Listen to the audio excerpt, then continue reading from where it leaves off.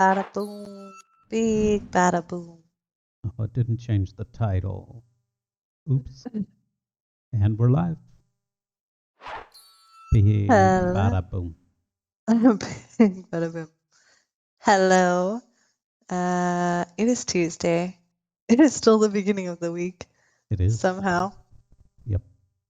And we are back with our bunny folk. We did some test prints of these models and decided there needed to be some changes. Changes. The I probably have the test prints that I can show before the changes. I'll get those. Okay, yeah. So originally we had the paladin bunny with the standard like pointy up ears like the other bunnies. And that was our original plan with that was to like keep the solidified tower sort of motif Mm-hmm. For the ears. for the ears, but we were finding that this was making her still look too manly overall. Right. And so we were talking about things we could do to try to feminize her a little more. Um, and in our brainstorming session about that, I was like, well, if only I could give her hair, this would If not be a only. problem. If only she had hair. If only she had hair. And Kyle was like, well, just give her lop ears then. Uh, so we went looking, and like a lot of the lop-eared bunnies have like a stiff sort of like um, pyramid shape between their head and the ears because they're really structured still. They're just down instead of up. Right. And so we had originally thought, oh, that might be cute to have it like droop down and then touch the like lay on top of the shoulder pads Mm-hmm. in that sort of like pyramid shape.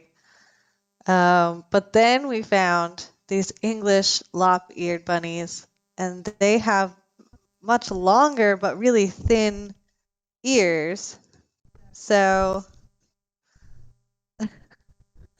so we were doing that and implementing that, Uh-huh. and I think it came out much more feminine with Smile the for the way that it camera. folds and the way that it folds and sort of lays on top of the chest piece here. Um, we found some really pretty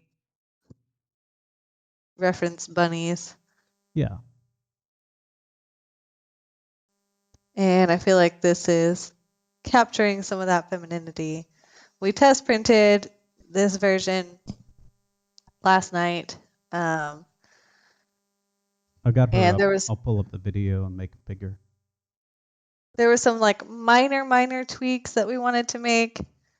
Just some adjustments to the back, actually, mostly with the chest plate and the lines of the underwear here. But I went back and I fixed that this morning, and then I did some gap filling. I There still we have to go. do like I got the the actual. turnaround on the screen. Okay, yeah. So there's our test prints from last night. Nimue just coming around.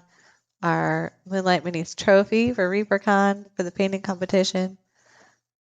Virginia Valentine, Flit, and Luster here, which We renamed that it, was right? we're gonna rename her because I think one of the I showed it to our stepson my stepson this morning, and he also thought it was a boy, but he had read the nameplate as Lucifer and then read it as Lester, both very masculine names. And so I think he just sort of like had it in his head that it was a boy because of the name Could be. and the fact that it was like big, bulky armor. So Free we want range, to give her a more definitively feminine name. free range studios, first time chat viewer. Oh, hey, how are you doing? Thanks for coming in. Says the test prints are looking good. Yeah, so How are you doing? What you working on? the while he's answering that, the zenithal primed rabbits are the latest test prints. We always zenithal prime before we release, so that's we think we're really close, and then we do that. The blue one with the spear smaller and next to it is the That's the initial test print that we did yeah, which on the first iteration of the bunny. the head was way too small and Yeah, it looked too masculine. And Free Range yeah. Studios says just flew into Texas, currently working from the new job in office. Oh, cool. Well, welcome down here. Yes. Um, so we went and we made some changes this morning, but we still need to decide on a new name for her, something definitively feminine. But I want to stick with the same theme as the other character names, which were all focused on like light or fire or solar type names, given the theme of the set. So So no Jessica.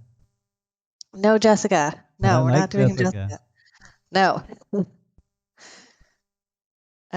If you want to Lola. put, stop it. She could be Lola Bunny. I'm not like totally against that one, but still like it doesn't fit the rest of the set. Hmm. Uh, I have a poll up on our Discord with a few name options. If you want to go put your vote there, or feel free to make another suggestion. Always open for that too. what Um, what is the new job doing? Free Range Studios.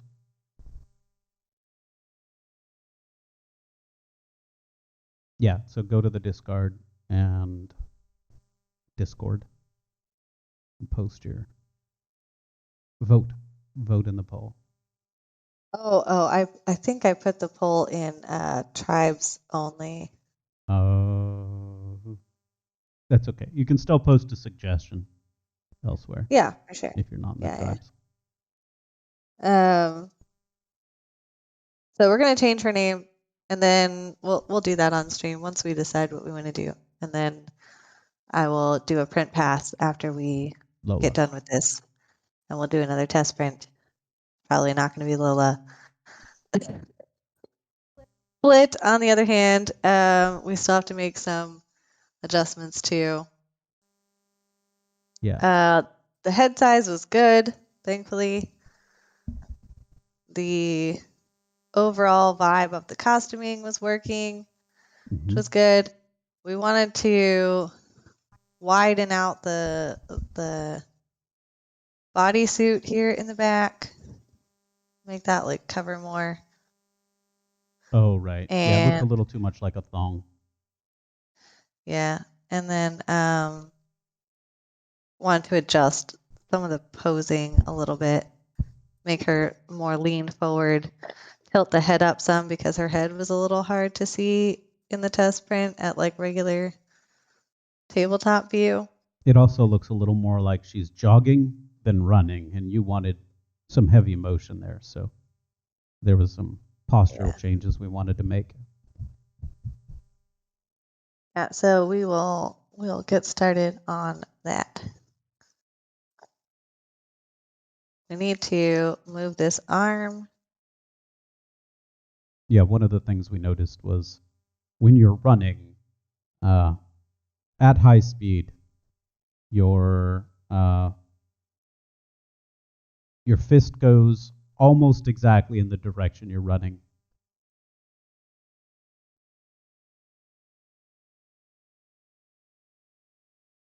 And this one, she had the hand kind of crossing over the body, and that was making it deceptive which direction she was going. I think that'll be better. Yeah, The that's reading better. second part was we wanted it lean forward some. That's starting already. Just moving that hand, I think, solves some of the problem. We should still lean her forward a little more, but I don't think she needs that as much as I thought she did to start with.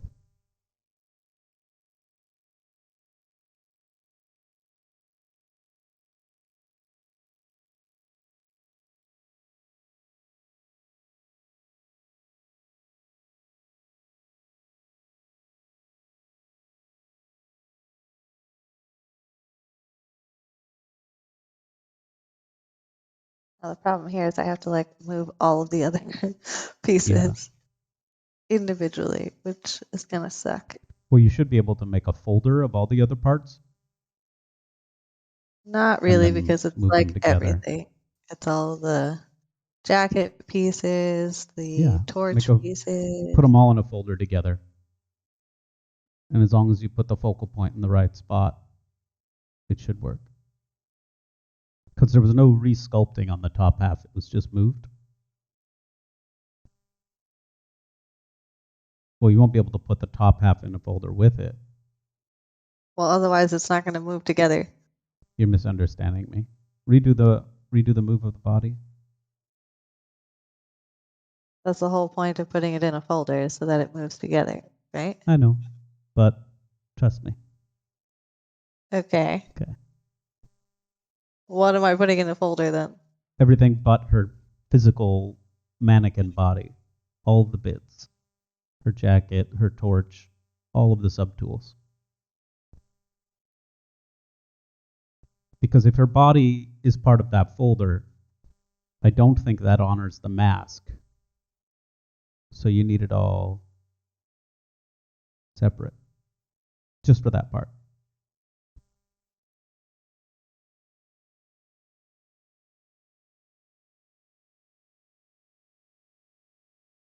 The tedious work of ZBrush.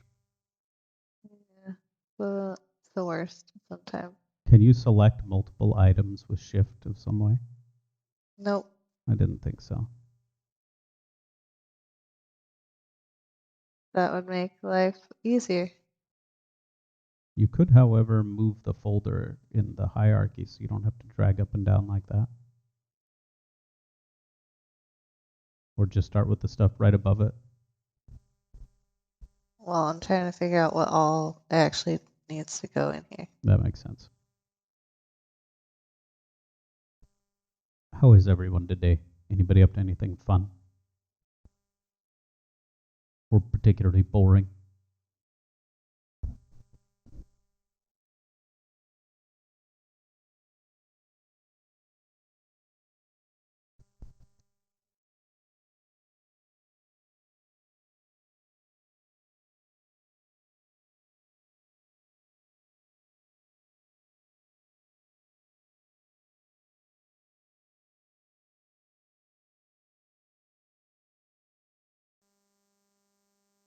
Okay, I think that's everything in here. Okay. Now, if you put the fulcrum in the same place as you had the fulcrum for the body, then you can just move all the parts to match the body together.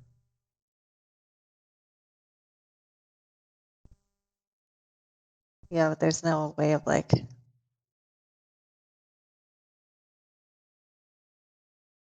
knowing directly which place I put that. No, just select the body, see where the thing is. Yeah, it's selected. It's there. Okay. Then go back to your remember where that is. Like snap to the views a couple times, the front and the top. So you can It's see like tilted. It's not it's like okay. As long as the center perfectly. point's in the right spot. That's the important part. I guess I'll have to center it on this. No, don't use center. No, I know, but Okay. I'm gonna have to place it on this Yes. subtool. Otherwise, the Mm-hmm. rest of them probably won't, because there's nothing else that actually goes in that place. Yeah.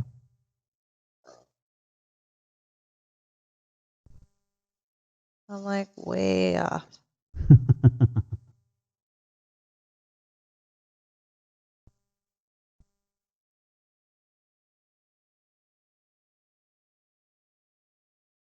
And then just do it from the front, and you should be good.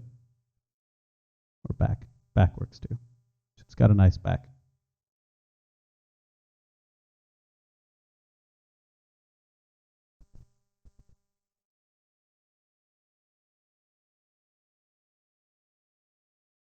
It is a weird place to have moved the to have tilted the rabbit, but interesting.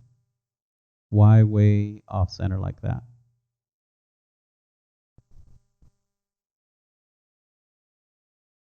I don't know. It just moved where I wanted it to.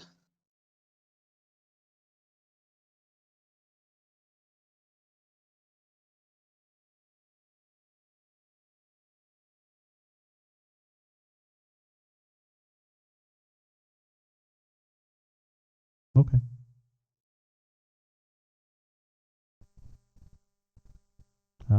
I Draw Caroline says, might log on to ZBrush and try to keep learning myself. Ah, good, good. She has been doing some fantastic work while she's learning. Yeah, really good stuff. Christy showed me what you were working on.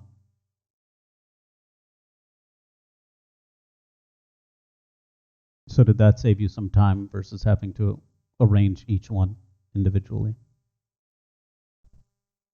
Um, I'm not sure. Okay. Also, the back of her jacket, I think, might want to squish up against her body some more. Uh, since it's being pulled tight by the arm that's going forward, I think you can justify pulling the back of the jacket up against her body, which I think will also help with the lean. Otherwise, I'm it's con- I'm really confused. What are you talking about? okay. The back of her jacket. Uh-huh. Wait till you're looking at it. Okay. Looking at it. So currently, the back of her jacket sticks really far out, like further than the tail. And with the tail underneath it, it's creating a silhouette of a very humped back. And I think we might want to try pushing the jacket in up against her body on the back.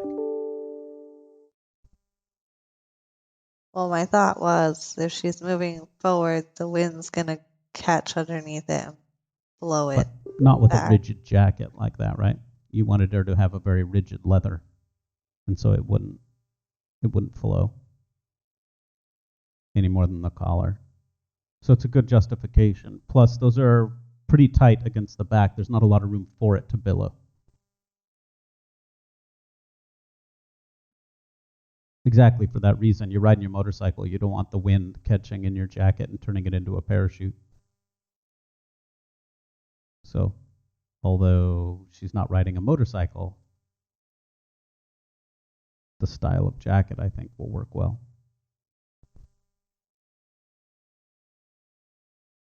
Maybe there's a different way to address that. I don't know if you've got a better idea. I just noticed that from the silhouette and the initial impression from the back is that she's hunched over.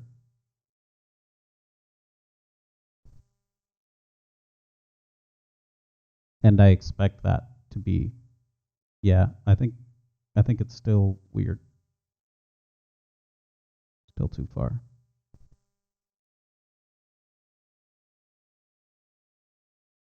It's like almost directly underneath his shoulder here. It's Right. like But pushing into the bodysuit here. but that arm is back. It's the bottom part of it now, the part directly above the tail. That should be all the way up against her back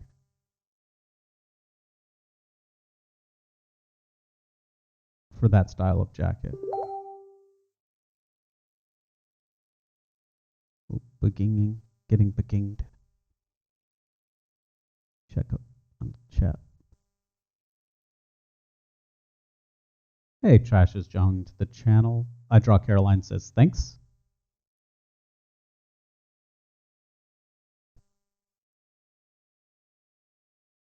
And Trash said, if I had a barbershop quartet, I would call it the assless chaps.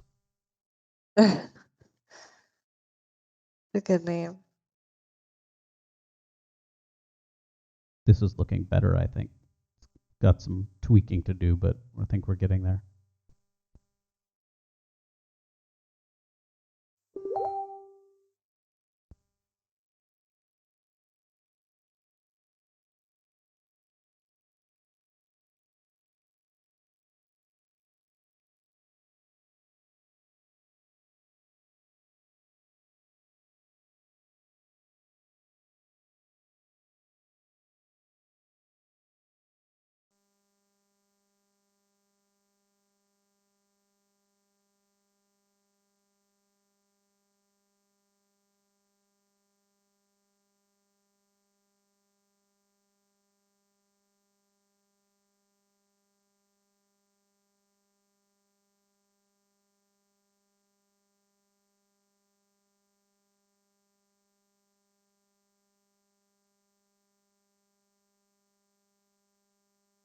Yeah, I think if you take this wider, then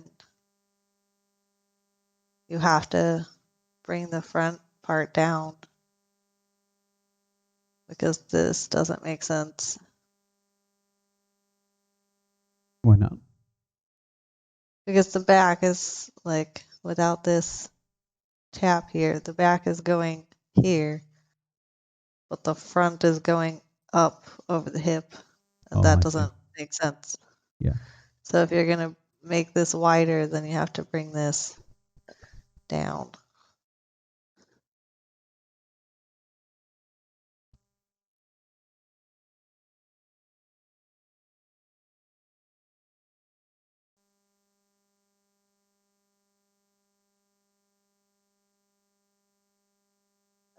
And I don't know if that's gonna shorten the legs. It did a lot from the front. Yeah. I think maybe this is a good point to cheat. The image from the front doesn't have to entirely match the image from the back.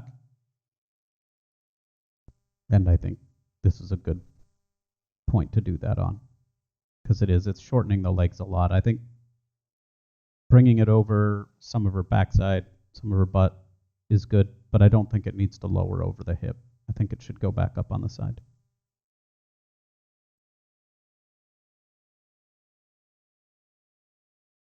It's just looking really disjointed. Like, it's fine to cheat if you can't tell. But if you can tell, then it kind of defeats the purpose. We'll figure something out.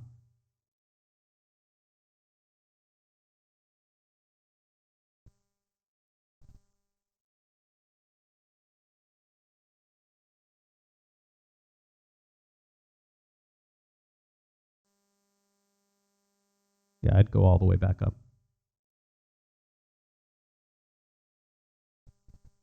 Exposing the hip was good. It made her legs a lot longer. Baylandar the Red said afternoon all. How are you? So let's figure a way to address what you're seeing on the back. Go back to the back again. Let's figure that out.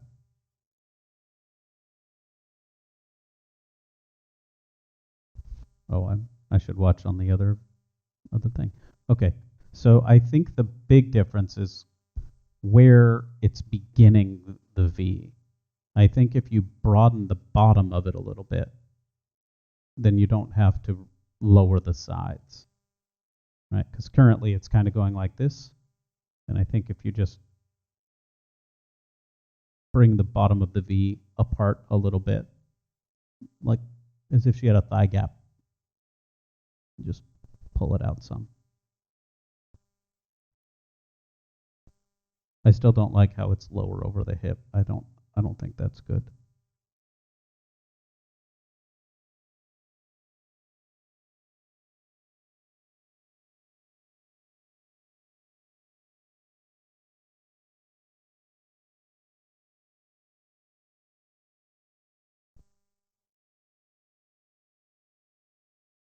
Yeah, almost like swimsuit bottoms.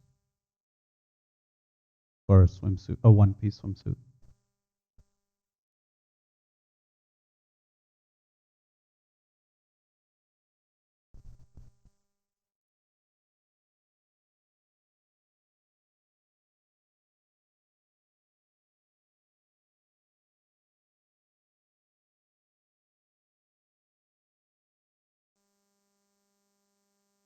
I still think the jacket needs to go further up against her back too.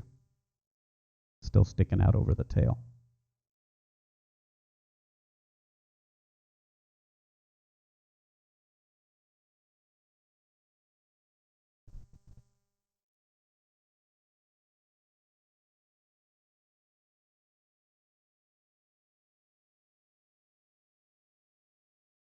Yeah, something like that.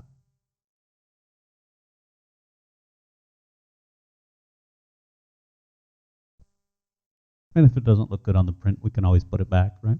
In fact, I can test print both if you end up wanting to save a version of the jacket the old way and we can compare it in person. Well, we already have test prints of it the old way. Well, that's true. We do. Okay. So once we test print it, we could just compare it and go back if you don't like it.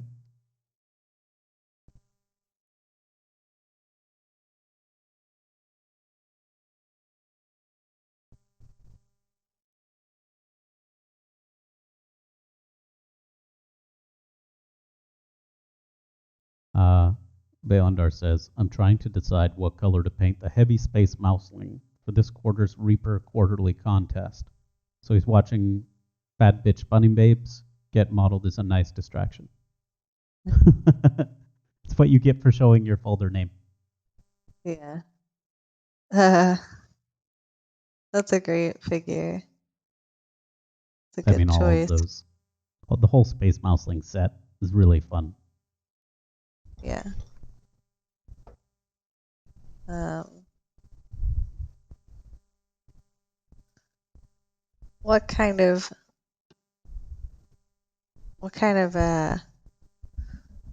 society do you think the space mouselings are? Are they like tyrannical or like peacekeepers of the universe? Oh, How I do you think, see? let's see. I see them more like a vigilante, like A team group when I looked at that set.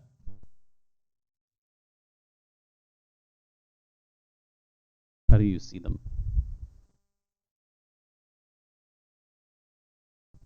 Me? Yeah.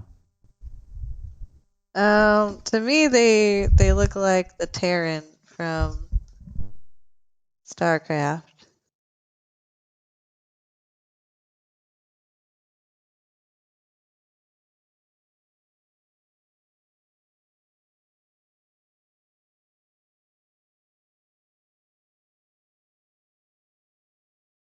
Oh.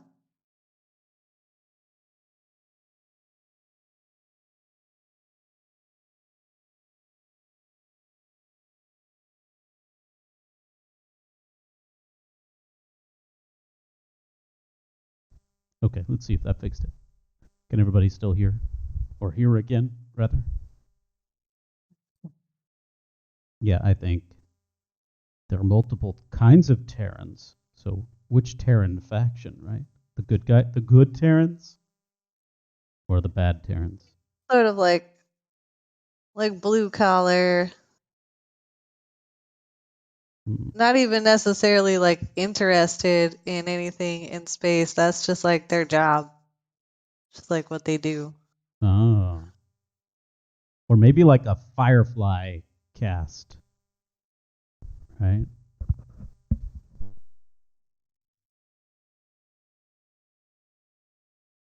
I think if you were gonna go with something like that where it's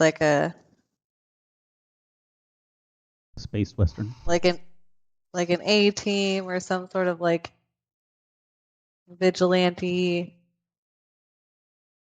group, I would go with like a yellow or orange type of main color. Let's see what Valandar thinks of them. I'll come back over here and see. He said, I'm still here, just popping AFK to make lunch. He said, psychic powers? That's real science fiction right there. Honey, we live in a spaceship. So?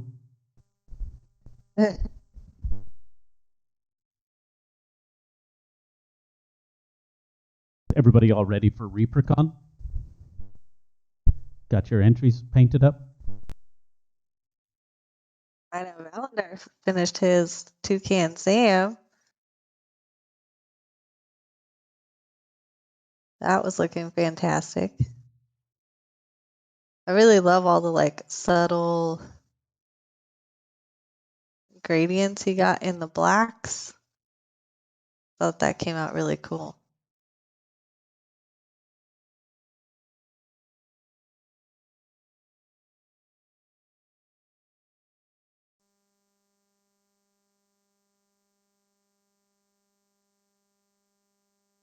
I don't know if you can pull that up from our Discord. Show it off a little. I had lost my audio feed there for a minute. What'd I miss?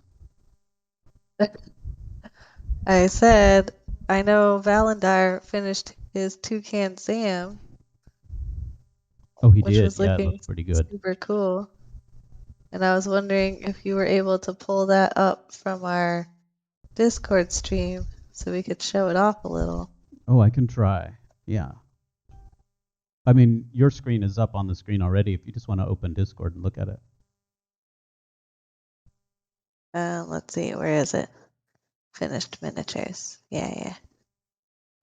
I Draw Caroline says she's getting Scarn the Dwarf. Rumbeard should be shipping it soon for ReaperCon. Awesome. Ah, yeah. So here's Valendar's Toucan Sam. What I really liked all the like subtle blending in the blacks. I thought Yeah. that was super good. And the non-metallic metals for the buckles. And just like how vibrant that orange and blue around the eye really pops. Yeah. I thought that came out really well. Here's the back. He said he went with a different variant than I did for the poly painting. Yeah. Which is smart. Painting it the way you poly painted, oh my gosh, that was nightmarish. That was so hard. Like if you were trying to issue a painting challenge, I think that's the hardest paint to match of your poly paints of any of the ones I've done so far. Yeah, Yes. it's hard. Very hard. But yeah, I thought this was super cool. It came out really neat. Let's see. Valendar says, yeah, got a Triton / Manta to paint still, and possibly Vidix 2. That's awesome. Nice. Chromatic Miniatures says, I'm so envious of everyone going to ReaperCon, but also hope people have an amazing time. I might be able to go next year. Fingers crossed.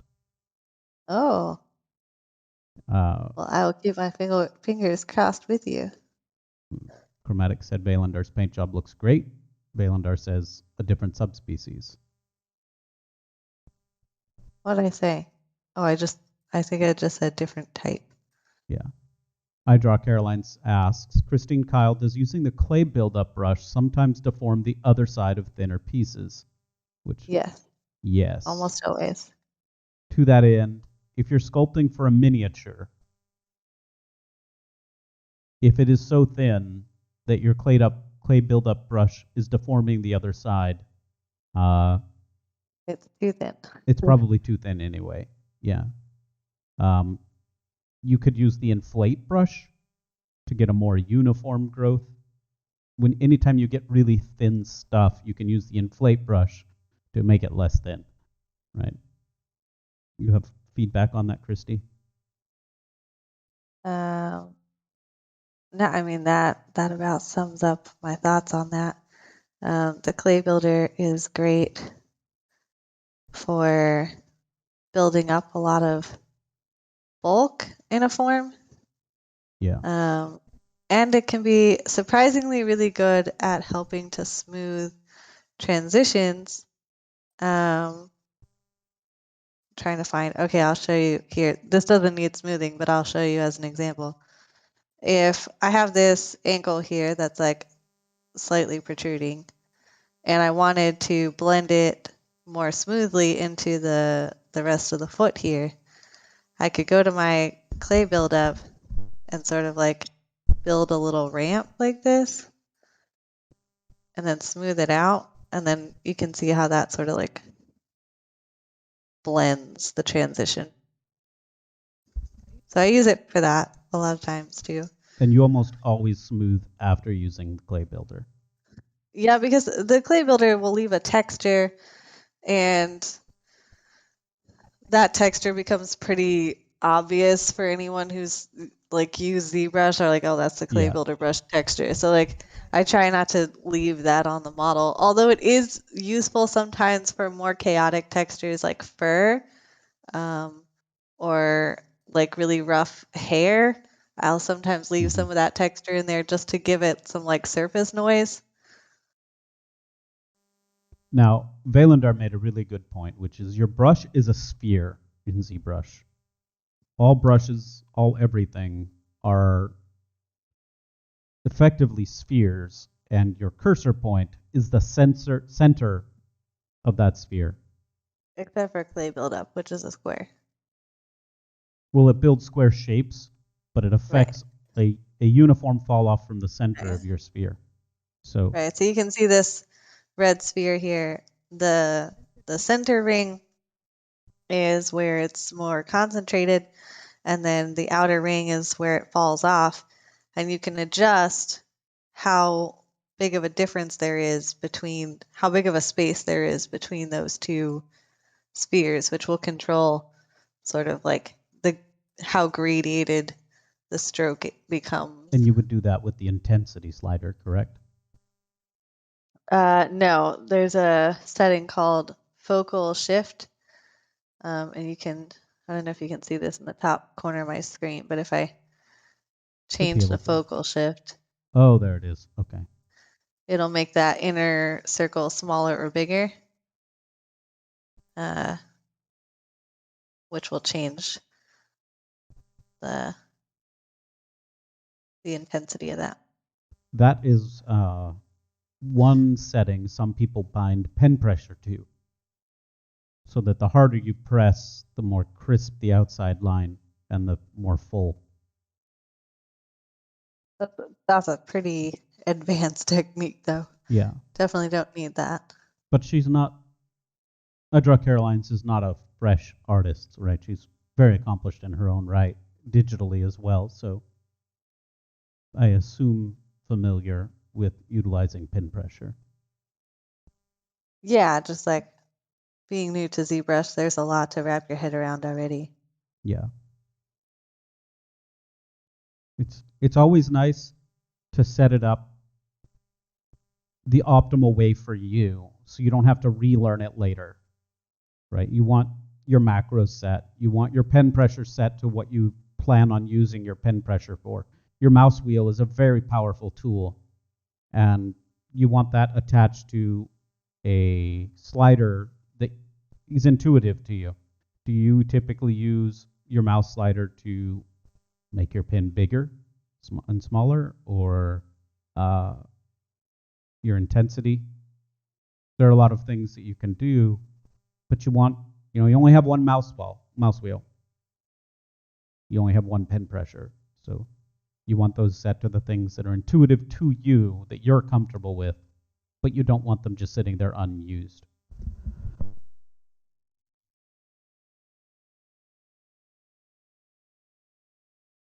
Valandar says, on basic, I use pressure for intensity and size linked. Yeah, I think that's what Christy does too, right? Yeah.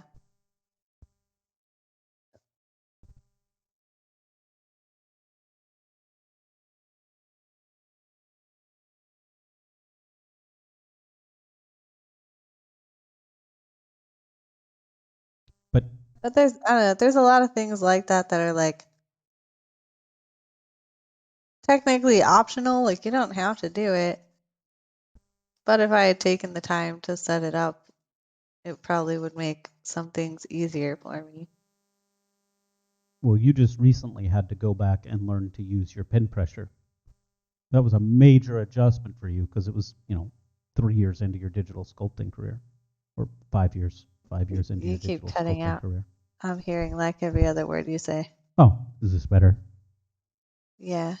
I was saying that you had to learn to use pin pressure years into your sculpting career, and that was a very difficult shift for you. You were digitally not using pin pressure in ZBrush until recently, about 6 months ago. We mapped that, and getting you to do it was a big shift. You don't remember this? No. Oh, well, it was a thing. Valendar said, apple and Gouda smoked sausage, and I got it cheaper than the name brand hot dogs. Oh, that's cool. That sounds great. We need to get Scarn up on your shop at some point. Yeah. I thought he was. No, we left him off because Mike Disney was selling him, but I forgot that we were also selling him on Rumbeard, so it makes sense to get him added. Yeah. Yeah.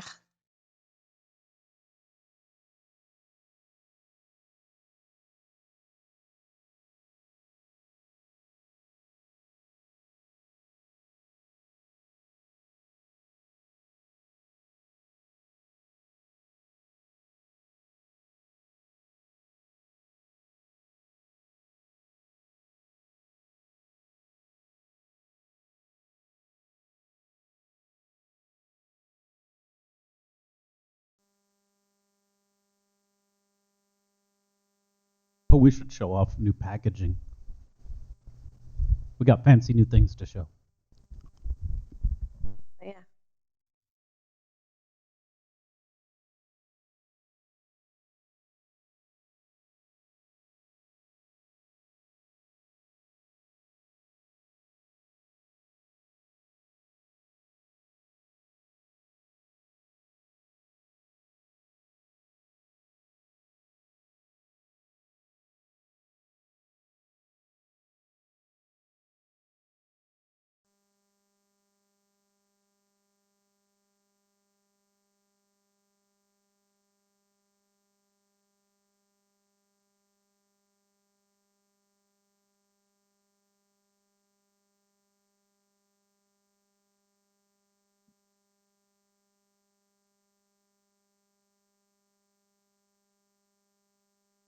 I'll put that there for you, and then I'll make your camera big so you can show it off. Okay. Valendar says, can I reinforce that long, super floppy ears on Luster were a stroke of genius? They actually help reinforce her femininity because they echo the classic woman's long hair without being too girly. You're welcome. Twice a day I have a good idea. The rest of them pretty much get shot down long term because they were not good ideas. But the two are make the rest of them worth exploring, right? Yeah, I like how it came out too.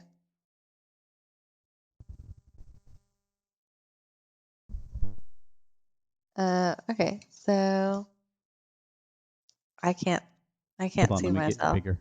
Yeah. Let me But make you large. And she's large. Oh, that is not you. That was probably you. No. Ah,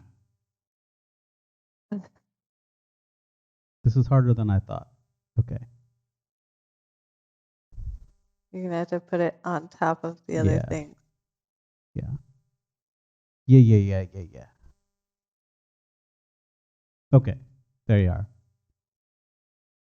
So here's our new box, and it has a holographic sticker, Mm-hmm. and it has rainbows when it moves, all of the colors. I love these stickers. They're so cool. I forget the name of the company we ordered it from. It was like red something. It's on your Instagram. You tag them. I did credit them and tag them on our Instagram, but yeah, and then but then you like open it up. I'm like unboxing my own product here. Yeah, you gotta show it off. Be But proud of you open it up and then there's this paper and we change the color of the paper depending on the order, like what people get. it. And then inside of there is like the custom molded plastic that holds each figure.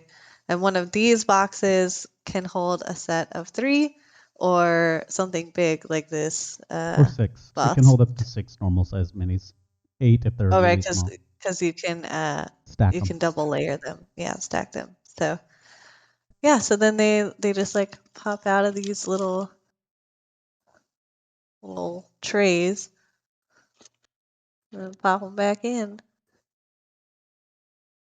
They make really good storage. Um, Kyle's been making the molds for that and doing all the vacuum forming plastic for that. Um, it all fits in our little Moonlight Minis backs. Big Apple SD said, Valandar the Red, as thick as these rabbits are, they could be bald and still reinforce femininity. I Draw Caroline said, nice. Excuse me. Chromatic said, ooh. Valandar said, perhaps, but Luster was so beefy. There were issues making sure to keep her femininity without turning her into a caricature of a secondary sexual characteristics. Exactly. Yeah. You can see on the turnaround video, the old version of Luster, she's coming up here now, uh, is blue next to the new version of Luster. And that that was a big deal. Hang on, I'll make that bigger so people can look at those. Maybe I'll make it Yeah, bigger. so for those of you who may not have followed me for very long here, one of the personal challenges I've taken on this year in my work is to explore various um, feminine body types There we go. and present them still like femininely, but offer some variety to a marketplace that may not have very much variety on that topic. Basically, when you got into minis, you were like, but the anatomy on these is all wrong. They all just have these giant balloons attached to their chest. And you didn't like it. Yeah, that I mean it there's a lot of reliance on tropey like representations in order to communicate femininity. And I believed that there was a better way to do that. And that maybe through some more subtle shape language and character design, you could create characters that had more variety than just your standard Barbie doll type bodies. Well, and we're still figuring that out, right? That's That has been my goal, is to sort of like explore that and see what I can come up with that still reads as feminine and still has like still be a character that like a girl would want to play, but doesn't fall into the standard tropes. What I've learned so far is that it's hard. one, it's hard, yes. But two, you have to pick and choose which tropes to use and to what extent, depending on the character. So like avoiding all of them at all costs isn't beneficial. Um, They're stereotypes for a reason. right, yeah. Uh, so avoiding them altogether is not really beneficial, but playing into them all the time isn't beneficial either. Like then you just get a lot of homogenization and lack of variety. So there's a balance that you have to strike there that still lets it be feminine, but then gives you some variety. Um, in fact, like Flit, this bunny character here, Mhm. is based on one of my best friends, Zoe, and she is like I've known her since I was like 15, and she's always been super tall and skinny, and like no matter how hard she tries, she just does not really put weight on. She works out, she eats, like she's not she's not like unhealthy, but she just doesn't really ever look bulky. Super fast metabolism. What? Super fast metabolism. Yeah, yeah. So she has like I think even now, like I think I might have made her legs a little too thick. And this is another thing that I've noticed in our exploration of female body types is that uh, my own experience in my body tends to project into the characters that I make, Yeah. both in positive and negative ways. I think we, as artists, tend to create ourselves a lot of times unintentionally. So I think I made her legs a little thicker than she probably would be. It makes good sense since she's obviously a runner, though, to have a little thicker legs, a little more muscular. You keep cutting out. I can't hear you or understand you. I was saying it makes sense that her legs would be more muscular because she's kind of a runner. Bill, a Mastercrafter, joined chat and said, "Good afternoon, everyone." Oh, hey Bill, how are you? And there's a bunch of chat for Uh, me to catch up on here in a second. we had a great time hanging out on Sunday with a bunch of different creators. Bill was there. Um, For Greyhawk and Creatives, right? yeah, with Lord Gasumba on his channel. Let's see. For chat, we have uh, I Draw Caroline said, I immediately went chunk for my female form. Valandar said, it's even harder for non-human like forms. Rabbits are harder than elves to communicate that femininity. Uh, definitely true. Yeah, Kyle said female in full plate armor was hard, was like a hard enough task to communicate feminine with. But then you decided to also make her have like a She-Hulk body, bodybuilder body, and then also make her a rabbit so she doesn't have hair or anything else. Uh, so I made the challenge hard for myself. I did not go easy on myself. I can't think of a harder task to tackle than trying to make a bodybuilder in plate look feminine without resorting to tropes. Yeah. Yeah. Big Apple SD said, I feel like the bunnies might always have the slightly meatier thigh meats from all that hopping. I completely agree. Right. Hop, hop, Which hippity hop. that was actually my critique of the very first bunny girl that you did, was that she needed some more muscle to her legs because their special ability in D&D is What was the a first leap. one? Oh, I made the March hair first. White Rabbit. That's why I did her second, but Or maybe wait, I don't remember. I don't remember. I remember my critique of White Rabbit was that her legs were very slender. They needed more defined musculature. Yeah, with her I was concerned because I had given her like really bulky sort of uh boot armor, Right. like shin knee armor, and so I was worried that if I made the legs themselves too bulky and then I layered that on top of it, it was just gonna look like giant giant legs. Yeah.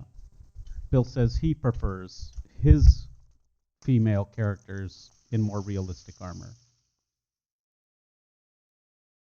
I'm trying to track what you're saying, but you keep going in and out. Bill the Master Crafter says that he prefers his female characters in realistic armor. But that's a difficult one to tackle. Not for implementation's sake, although also that, but also defining what would realistic feminine armor have looked like, and what does it look like in a fantasy setting? Because you can look at real armor for kings and noblemen and the creative liberties they took with form over functionality, all the way down to giant cod pieces being attached to the front of them, right? So what does realistic female armor look like? It wasn't always just designed purely for how useful and practical it is. Okay, so here's our edited flit. And I think I'm happy with this version. Happy enough at least to do a test print and see where we're at, if there's anything else we want to change. And then here's our paladin bunny. I love her ears because I just want to they just look so soft. I just want to run my hands down them and pet them because I bet they feel like velvet, like they crushed probably velvet. Do. Maybe so that's soft. her name. Maybe she should be Velvet.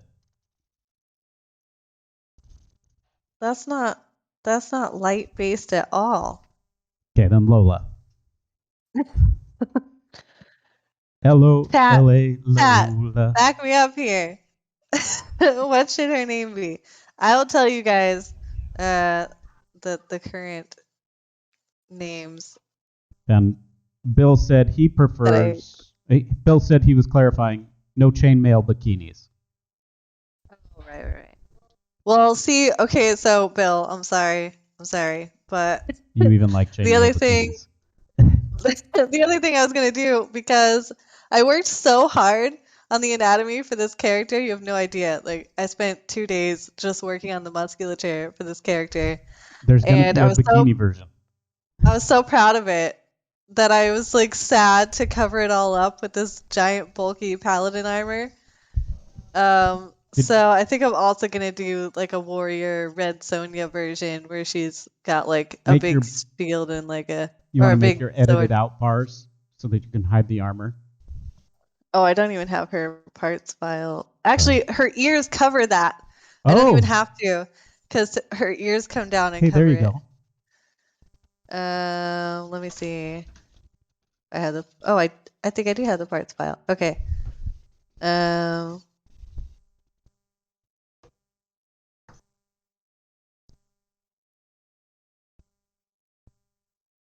So, see, look at all this musculature that I worked so hard to make. Can you see chat from where you're at? I'm trying to make lunch. No. Okay, I'll come back. I don't know what it says. It's no big deal. Just check. It's so small. So yeah, I think I also want to make a big sword Red Sonja type version of this character too, just to just to appreciate her muscles. So, to catch up on chat, Bellender said he was referring to Zoe, saying, "That's what I was like until I turned 45. I was 5'9", 120 from the time I turned 18 to the time I turned 45. Not even the Marine Corps put weight on me. Then 7 years, I put on 60 pounds over 6 months, and I'm stuck here. I don't gain anymore, but I can't lose either. Can't even move it from my belly to my shoulders." Bill said the stream that you guys were on was a lot of fun. Yeah, it was. I had a good time. Greyhawk Creatives. I Draw Caroline was laughing about the bunnies. I would think about the chainmail bikini bunnies. Valandar said, on the other hand, the potbelly of many armor breastplates was actually practical. Dome shapes resist pressure and impact better, and it kept the armor away from the skin. a war bow arrow can penetrate up to a half an inch, so that domed belly kept arrows from puncturing the lower vitals. Makes sense.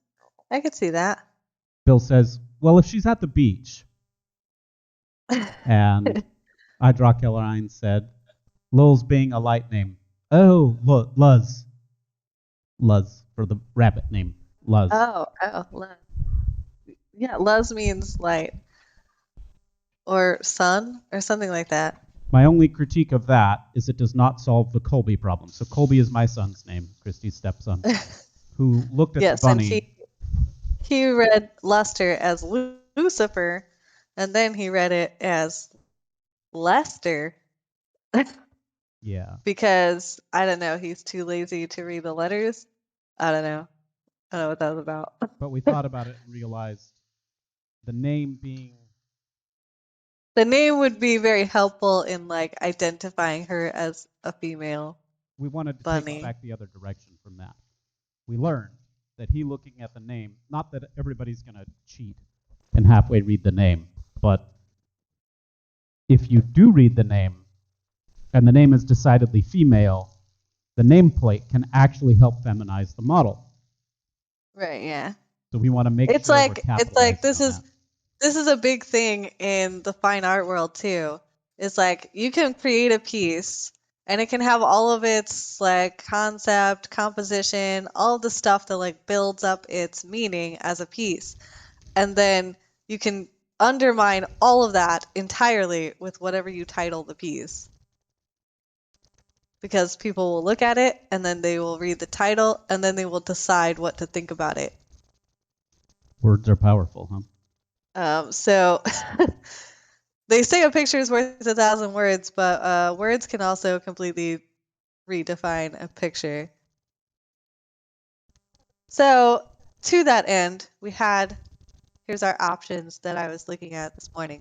Summer, Goldie, Dawn, Phoebe, and I put Lola Why just is for you. Phoebe light I love based? it. Means light bringer, something like that. Oh. Or radiant one. It means something like that. Well, let's see what chat thinks. Uh, doo-doo-doo. So after this, We got, hold on. We got Idra Caroline saying Luz being a name for light. Yeah, absolutely. Pronounced Luz, I think. Okay. Luz could be a nickname for luster. Luz Spanish for light. And Sunny the bunny. We thought about Sunny, but my I first said thought. Sunny, and then he was like Sunny and Cher. Like Sunny is a guy's name. And I was like, okay, yeah, that's fair. Chromatic Miniatures says, what about Lucy, which means something like Lightbringer? Oh, Lucy okay. would be good. Lucy, I'm Yeah. home. Phoebus Apollo. Phoebus, still, to most people, that's not going to communicate. It would to Valendar, but to the rest of us without his extensive lore knowledge, or yours, because I'm sure you get the same reference, it's just going to read as androgynous. Uh, Valendar says that's how he was worshipped in many areas of Greece as Phoebus Apollo, thus Phoebe being light related. Oh, I see. Now I get it. Big Apple SD said Dawn is pretty solid. Yes, Kirk, that's kidding. I think I was gonna work on the Dunkeldorf mini a little bit, Well, that depends. If they're in chat, we should work on it. but I want to work on the bunny. But if they're here, if they joined us to But work on their figure, if they're here, then I will work on that one next. But if not, I'll just move on to Glimmer. Glimmer is the third and final character for our Bunny Girl set, and she is a magic user. You like it, Kirk? Yeah. I'm excited about Glimmer. Oh, yeah. I'm glad we Kirk saved says this one for last. Which one does he like? he likes the paladin bunny. The unnamed one. Hmm The buff bunny. Buff Bunny.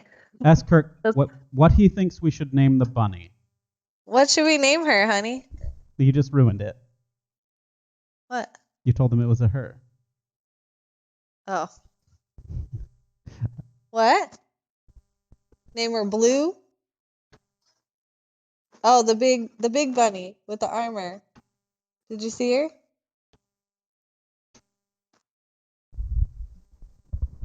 Yeah, I'll show you. I'll show you.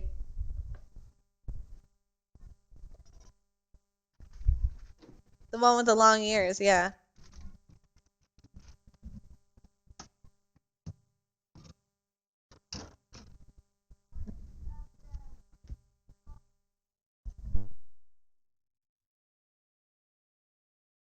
Yeah, she's on the turntable too. You're right.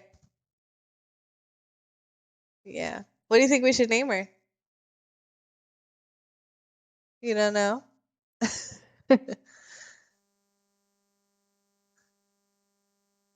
The kids are pretty excited. We've told them that we are gonna put together a D&D game for them, um, based on sort of the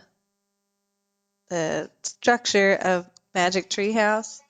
So we read that book series together, me and the kids, and so I decided that that would be a relatable way for them to get into D&D and start learning the rules. Level slowly and learn new abilities slowly. My daughter, who's a year younger, she's decided she wants to fight with a big sword. And my son said that he didn't want to fight with any weapons. So I think he's going to be a monk. When you asked him if he wanted to be a martial artist, he's like, duh. Yeah, because I said, do you want like a sword or do you want to use magic spells? And he said, neither one of those. And I said, do you want to use a bow and arrow? And he was like, no. I was like, do you want to use karate? And he was like, of course, duh.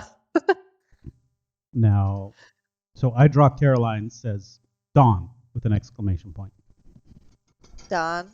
And then the follow up to that was from, let me get back to the computer. I really need to be able to read chat while I'm making your lunch. Valandar said, I like Dawn. It also has positive connotations, which helps a paladin. Dawn, the rising of the light, perfect for a paladin. I Draw Caroline said, I had a character who was a 9-year-old child with a giant family sword that she stole. And it's too mega huge for her to pick up, so she has to use centrifugal force to try and spin it. Chromatic also likes Dawn. Chat likes Dawn. Okay. Dawn it is. Which was one of your favorite choices too, right? Yeah, I liked it.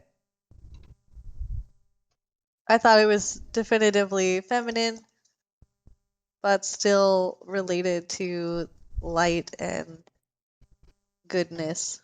So, Now, I used to know a Dawn. So when I hear that name, that's who I think of.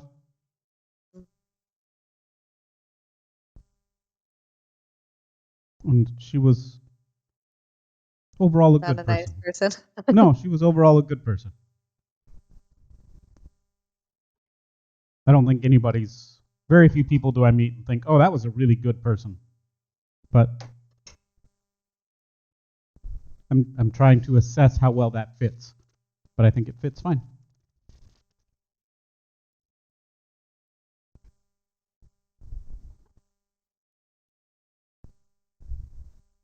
I'm just working on this, unless we hear from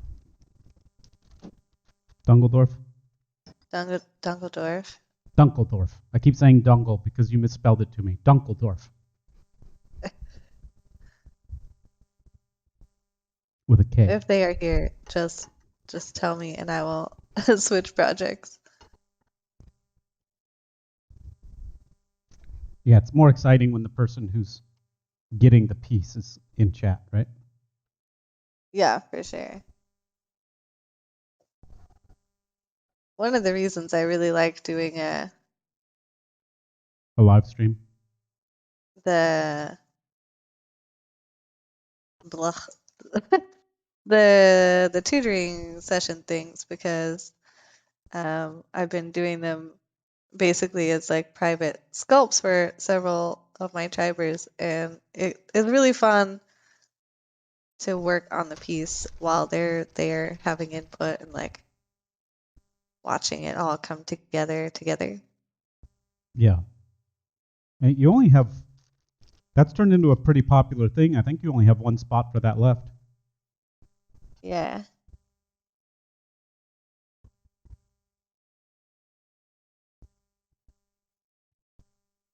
Yeah, we got two new tribers for that this month, which was fantastic. And I don't think any of those are going to be letting go of them anytime soon. But it's a limited thing because you can't spend all of your time tutoring every week. And it does take more than an hour. You put a good hour or two of prep work into each of those sessions on top of that, right? Usually, yeah. Chromatic Miniature says, was she a giant armored bunny woman? No, she was not, when referring to the Dawn that I used to know. Big Apple says, she was a nice person, but does she even lift, bro? She did, actually. She actually did. Uh, and Valandar says, I keep hearing Dumbledore. It is very similar. Dunkeldorf. Uncle Dor. But they don't live here. I'm trying to think of where they said they were from. Um, Somewhere in Europe. yeah, it was like, no, I don't want to get it wrong. I don't remember where it was, but There you go. it was somewhere in Europe. And so I had just assumed that probably means something much more relatable wherever they're from. Kirk, here's your lunch. It is very hot, so let it cool.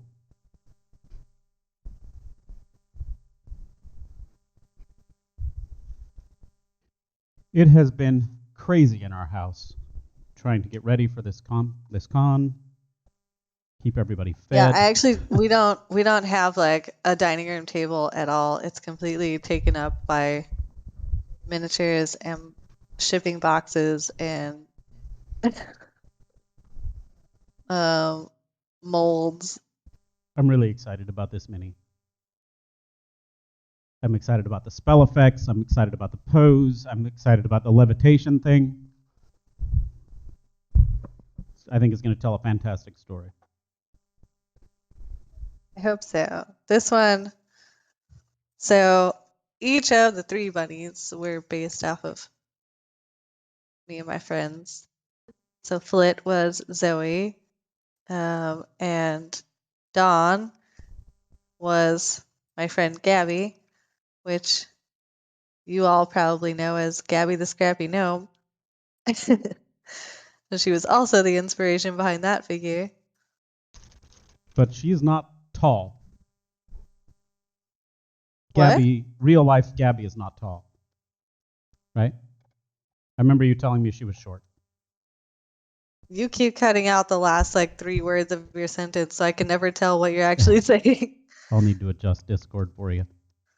My understanding is that Gabby in real life is short. Oh yeah. She's like super tiny. She's like 4'11", I think. Maybe 5'1", but I doubt she's that tall. She's very short. But she's super feisty for being so short. She took martial arts. She was like getting really into um, martial arts for a while, and she was really enjoying the confidence that came with that, and she made a lot of friends there. Uh, and so that became the inspiration behind Gabby the Scrappy Gnome. because Gabby is like this tiny little feisty girl who I just love to pieces. Um, so when I told her that I wanted to do her as a bunny, I was like, "What kind of bunny do you want to be?" And she was like, "I want to be a giant bunny with like heavy armor and like super muscles and a giant shield." And I was like, "Oh, okay." So, so this is Gabby's idealistic bunny version of herself. I do think it's working. She is now a giant bunny with super muscles Yeah. and a big shield. It's got a super cool shield. That shield's so cool. Did you show that off? Not specifically. No, I will. I'll You should pull be it proud up. of that shield. I am very proud of this shield because I don't really do hard surface stuff very well. I get very nervous about it, and like, uh, this took me the better part of a day just to do this shield by itself. But I am really happy with how it came out, and then how it looks in the test print. It looks super cool in the test print. So yeah, I'm pretty happy with it. But it's got this cool like sun motif in the center, and then this more heart shape kind of design, spiky heart shape in the bottom. Um, but yeah, I think it came out pretty cool for a shield. And it's so weird because I consistently have this opinion of myself that I like suck at designing hard surface things like this. But then when I really, really try, I come up with cool things like this shield and Wendy's shield. So like I do come up with like cool stuff, but I just have this innate like perception of my inability to do this. Well, to be fair, you weren't always good at hard surface. That took a lot of effort. Uh, Yeah. let's see. Valandar says, "Can I just say I want a bear hug from the big paladin bunny?" I know, right? And Chromatic said, "Very cool." And Valandar said, "The sun motif would also go with the name Dawn." Yeah, for sure. I think she was like if I think about storyline wise, I think she probably serves some sort of like solar deity. That's like a thing for paladins, right? I've never played a paladin in D&D, but It depends on the version. Up until the latest edition, yes, they were all lawful good and served a deity. okay. Yeah, so I feel like she serves some sort of like solar goddess or something. Chromatic says he also really likes the shield on your dark elves for Tomb Guardians, which, Did I do a shield? yeah, two of them. Maybe three, at least two. I don't even remember my shields for those. I'm trying to think. Oh, I did one that was like a spider motif where it had like the Yeah, legs that go down and the legs that go up. Yeah, that was cool. That one came out pretty cool too. It's not like one of my favorites, I think, but it was a good idea. correct. Chromatic corrected me that Chromatic is she, her. I Oh, apologize. sorry. I think digital chat, has the same problem as miniatures, where for whatever stupid reason we all assume masculine unless something communicates otherwise, Right. which is really dumb. There's no reason for us to do that. Now, I am old Yeah, and breaking there's bad enough habits, like so I apologize for that. there's enough I did that with Caroline's too. I was talking to her about this commission that she wanted to do, and then I was like, "Okay, like have a good night. Tell you and your wife have a good night." She was like, "My husband." I was like, "Oh, I'm so sorry."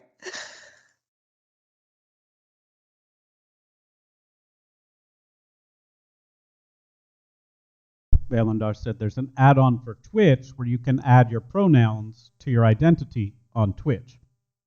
Really? That's cool. I didn't know that.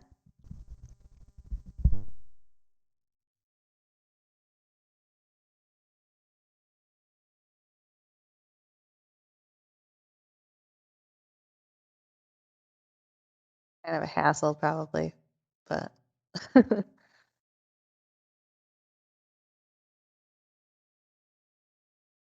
You also added some channel points because your trainer told you you were sitting down too long when working. So if you have channel points burning holes in your pockets, there are new options down there. We're fidgeting with them. If you have ideas for what the heck to use those for, that's entertaining, speak up. basically, if I'm just too boring and you're tired of listening to me drone on, or I'm not talking enough, you can just like make me do other stuff. Or explain. Like that's even one of the options. Hey, explain that. Explain. What are you doing? I don't get it.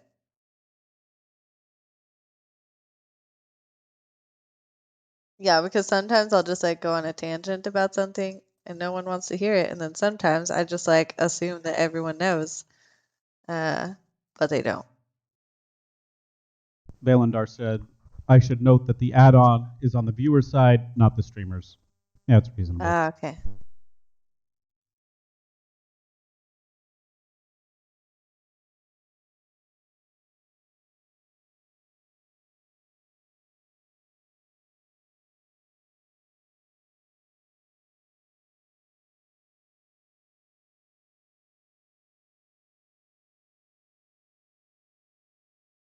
So Glimmer, we will talk about Glimmer a little bit for her character type. But she is so see there's a range of D&D spells that are based around light um light and or color. So I had this idea for like building a whole class of caster that's like a rainbow light spellcaster. And she could do things like color spray or um, chromatic shield or Valandar says, a light mage? yeah, like a light mage, like a prismatic sorceress of some sort. Let's be clear, if So you say light mage, you are probably trying to say color mage. right, like so like there's a spell called I think it's called prismatic shield. I think that's correct.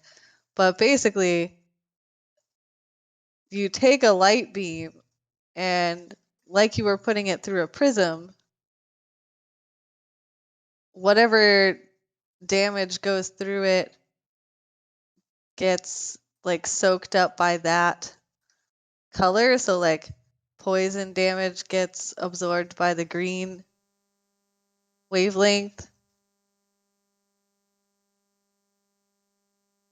and Yeah, it's the got like a multiple colors.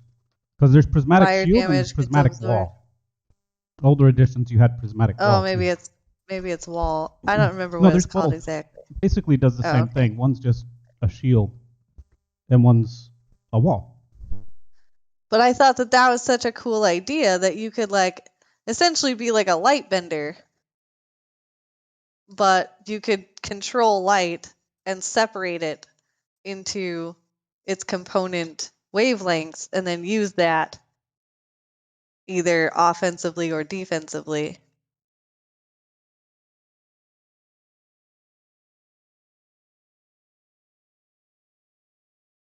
Chroma mage.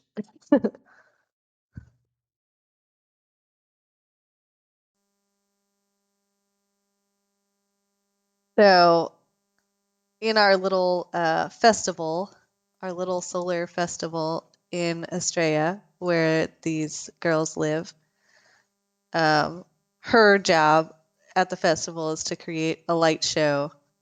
And I would imagine she would also be really good at like illusion powers, like being able to bend light to make illusions or like mirror self or something like that. Yeah, like an illusionist.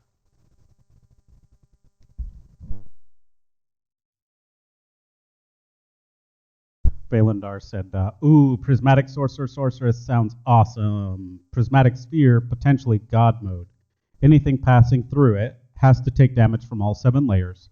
And if you top prismatic sphere with reverse gravity, you can cause someone to fly up through the sphere, take all 7 kinds of damage, then drop reverse gravity, and they fall back through all 7 and take fall damage." That's the best. Oh man, that's so cool.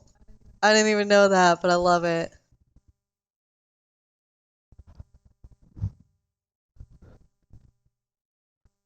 I feel like Glimmer, that's her name, Glimmer? Yeah. Glimmer and Dawn make a good team then. Because Glimmer Yeah. makes the prismatic sphere and Dawn hurls people through it. Yeah, they probably would make a good team.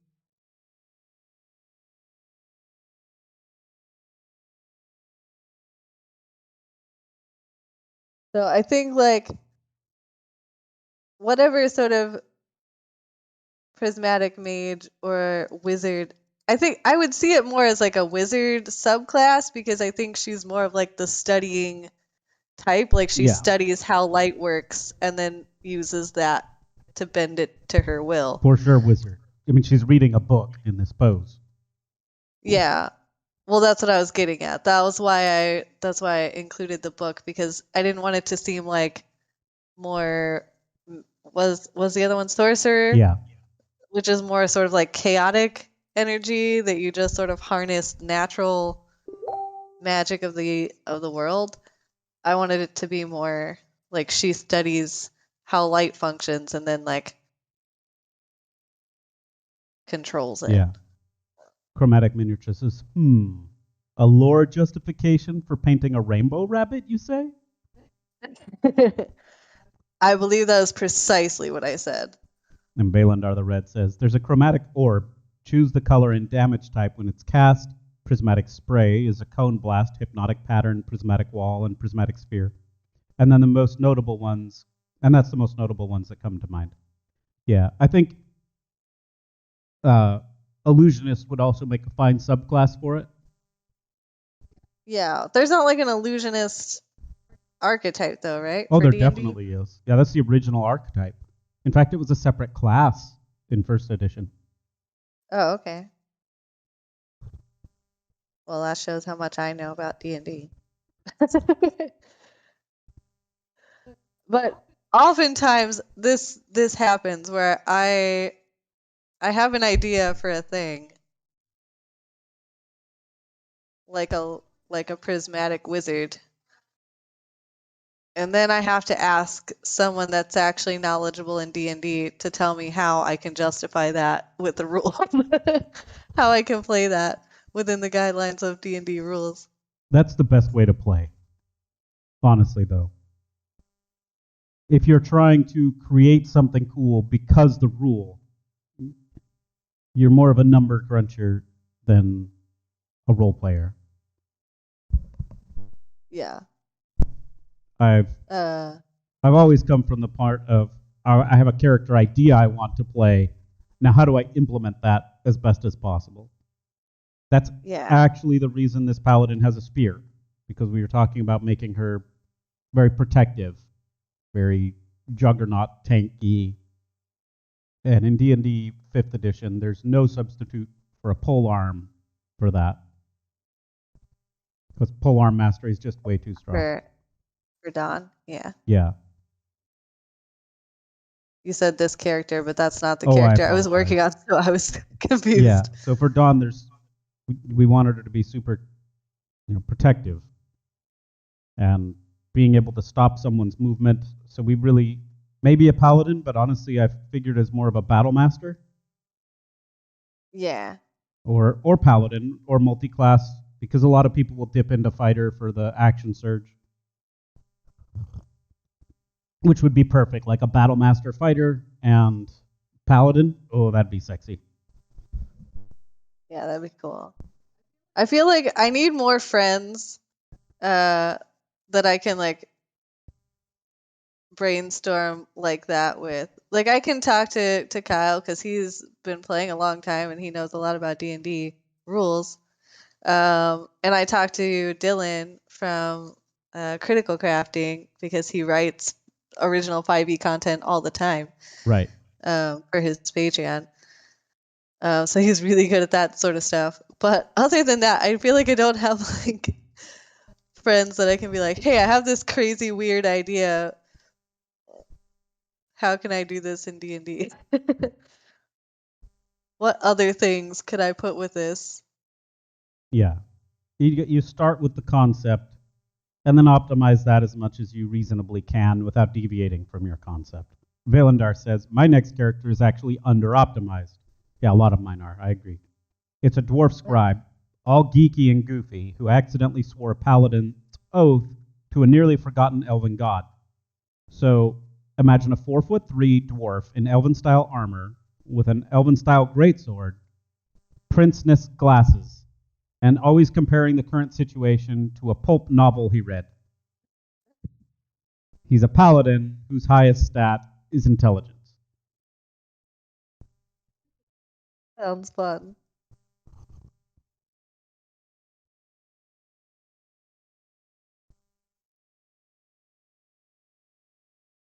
We've made a lot of our D&D characters by picking up minis in our collection, imagining what they would be like, and being like, "Ooh, I have a cool story for this mini." Yeah. Like Christy picked up a one of the Reapercon Sophies. I'm trying to remember which one. Oh, the one of her studying the book. Kind of in a similar pose to this one, honestly, where she's floating. She's got like her staff across her lap and then she's got like books Yeah, on the bottom. Yeah. and that became your character for like our second game we ever played. Yeah, she was a succubus librarian. Um which we just reskinned tiefling like to make the rules a little easier like for race because you can't play Yeah, a succubus. swapped But out the tiefling spells worked. because tieflings get spells at like first, third, and fifth level, and we changed those to like charm person and Yeah, instead of like the beginner spell, she got charm person, which was like an equivalent spell level, but more in keeping with her personality.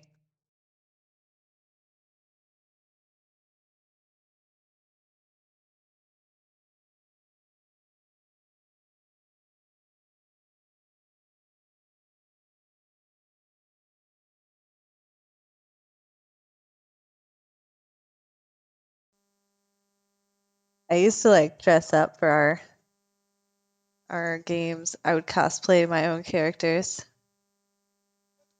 I played this character Pocket, who was a gnome warlock, but she didn't realize that she was a warlock. Um, she just she just thought that this demon that she made a deal with was looking out for her. Um, and so she had like little short purple hair, and I had a wig that I would wear when we would play. I had a short purple wig. she was incredibly naive. Her wisdom was like 6 Yeah, it or was 5. terrible. I think it was like 4 or 5 was her wisdom because we rolled for stats. But she was super naive and like super sweet. And then mid battle, she would just like come out with arms of Hadar and crazy stuff. But But she would black out. She would not remember that she did that. And so everyone else in the party was just like, don't mess with that little nose. Chromatic Miniature says, I love that. I didn't make a deal with the devil. He's just my bro. Yeah. Yeah. She made a deal with him to save her village from gnolls, invading gnolls. His name was Mr. Mistopheles because I'm a big nerd, and and he promised her that he would save the village if she left, but she could never come back. And if she did come back, then he would destroy the village. Oh, he promised her he would take care of the village. Yeah, Yeah, he would take care of the village. What he did was he destroyed the village. he burned it. Uh, He would he stop the burned. gnolls from killing the villagers, so he Yeah, burned them all. yeah, he burned everything down. But she doesn't know that. She thinks that her family is there and they're safe because of Mr. Mistopheles. Yeah, so and then throughout the whole game, because she thinks this demon has saved her family and been this very benevolent character, she's going around preaching the church of Mr. Mistopheles. Yeah, that everyone else should join and serve him. Uh, Phalandar says, "Oh well, oh never have I ever seen a cat as clever as magical Mr. Mistopheles," which is where the name came from. Yeah. The rogue in our party is like always trying to take advantage of Pocket, and he's very greedy when it comes to money. And he dies or like comes very close to dying, and He died. so Yeah. yeah, he died, and so Pocket tried to get Mr. Mistopheles to save him, and so the demon agreed that he would save his life if he could get him like 100 souls in return. And swear himself to So Mr. Mistopheles. and swear himself his allegiance to Mr. Mistopheles. So now the rogue and Pocket are in on it together, trying to make this church do this demon. Although the the rogue absolutely knows that this is a demon. Yeah, he's totally aware, and he's fine with But it. he's sneaky like that and sly and doesn't actually care. So he's just helping Pocket perpetuate this misbelief. We did the game with each character having an artifact that was tied to their character based off of how well or poorly they rolled on their stats. So the stronger the character was innately, the weaker the item, right? So like the paladin had an endless mug of ale, which was perfect for her character, but she did not need help. She rolled like 3 18s and a 16 and 2 15s. But Pocket rolled terribly, and Pocket's magic item were rose-colored glasses that you would also wear a pair of these giant grandma rose-colored glasses when you would play with this purple wig. Yeah, And the I like rose-colored giant ones. glasses made it so whatever, however Pocket saw the world as she leveled, they got more powerful. Uh, Made reality match Pocket's perspective. So, and at the levels that she was at, it just made other people kind of see it the way she did. Yeah. Gave her a advantage and a pretty substantial bonus to charisma checks to convince people of things if she believed them. Yeah, I couldn't lie about anything, but if I believed it, which was pretty easy to do because she was very naive. So lots of people believed that Mr. Mistopheles was this benevolent, there to help them. misunderstood. Yeah, it's a lot of fun. We haven't played that game in a long time, but it was great fun. Her second character, the one we were talking about, though, was you saw that Sophie. I think it's a Bobby Jackson piece, I think so. Yeah. and you were inspired to create your librarian Sophie.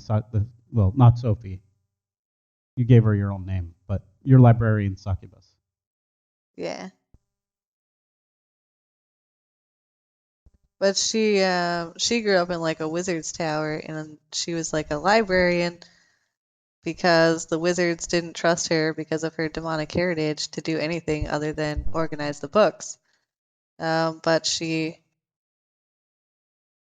devoted her life to studying those books and in the hopes of becoming a wizard.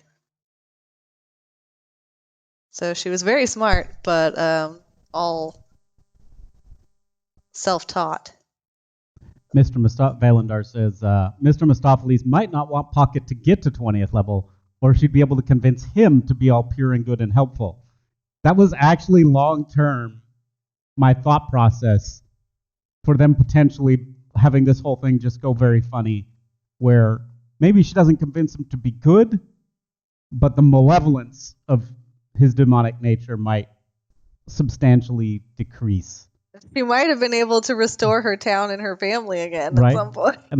And bring out the good in Mr. Mistopheles on occasion, which I just thought would be a really fun conclusion to that story arc. We're a long way away from anything like that, but yes, the rose-colored glasses could potentially backfire to Mr. Mistopheles.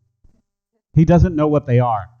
He just knows she has He these knows glasses. that they're very magical, but he doesn't know what type of magic Right. it is. Nobody does. Nobody in the game knows that these are what these glasses do. Players know, but not the characters. Anyway, we deviated pretty heavily down a random tangent path there. So let's talk about our bunny. So Glimmer, our wizard lightbender. Do you want to say hello to I was really inspired by a cover that J. Scott Campbell did recently for um, Doctor Strange, the comic book, which is it's a girl, Doctor Strange. Sigwolf says, that gives me some interesting ideas. Running Witchlight right now, and I wanted to give weird custom magic items for each of the characters' lost things. Oh, cute. Yeah, that'd be good. Um, Remember, you cannot sculpt nipples on stream. I wasn't going to. I'm just letting you know. Say that like you would never do such a thing. No, but I wasn't going to this time.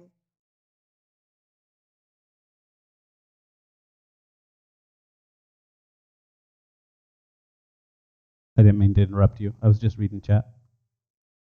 Oh, yeah, so J. Scott Campbell recently drew a cover for Doctor Strange, who is a girl. I have not read the comic book, but the image really inspired me because it is this female Doctor Strange who is levitating in this library, and she's got all of these books like all over the place Yeah. just flying around, and she's sort of like maybe mentally traveling the multiverse. She's very concentrated and she's got all these things happening, and it seems like she's looking for answers for something. Um, but I loved all of the chaos of the books in the library and the magic effects and like this levitating pose. And I thought, oh, I really want to do a levitating pose. That seems really cool. Well, and then you also looked at that and you were like, man, I wish we could do spell effects like that because it had a cool swirly effect that he was doing. And I was Yeah. like, we could. I got an idea. So we're going to try that. My idea may be terrible or it might be great, but we're about to find out. I don't know what is. Oh, okay. So when you insert an object into ZBrush, it populates in the home location Right. ZBrush. Why don't you just move the Um, bunny to the home location so you don't have to keep moving everything else? yeah, that'd probably be good. And I gotta like move all the other parts too, but Well, just every time you select one, you hit home and it should go there. Anyway, or put them all in a folder. and home the folder.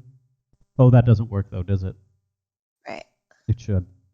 All right, so we It got should. Sigwolf says, like one of the characters has his ability to feel strong emotions stolen. And since he's playing a Herringon conjurer, I wanted whatever he gets to be a silk top hat with emotional magic. So the giant magic Ah. bunny can pull things out of the hat. Oh my gosh. That's great. I love it.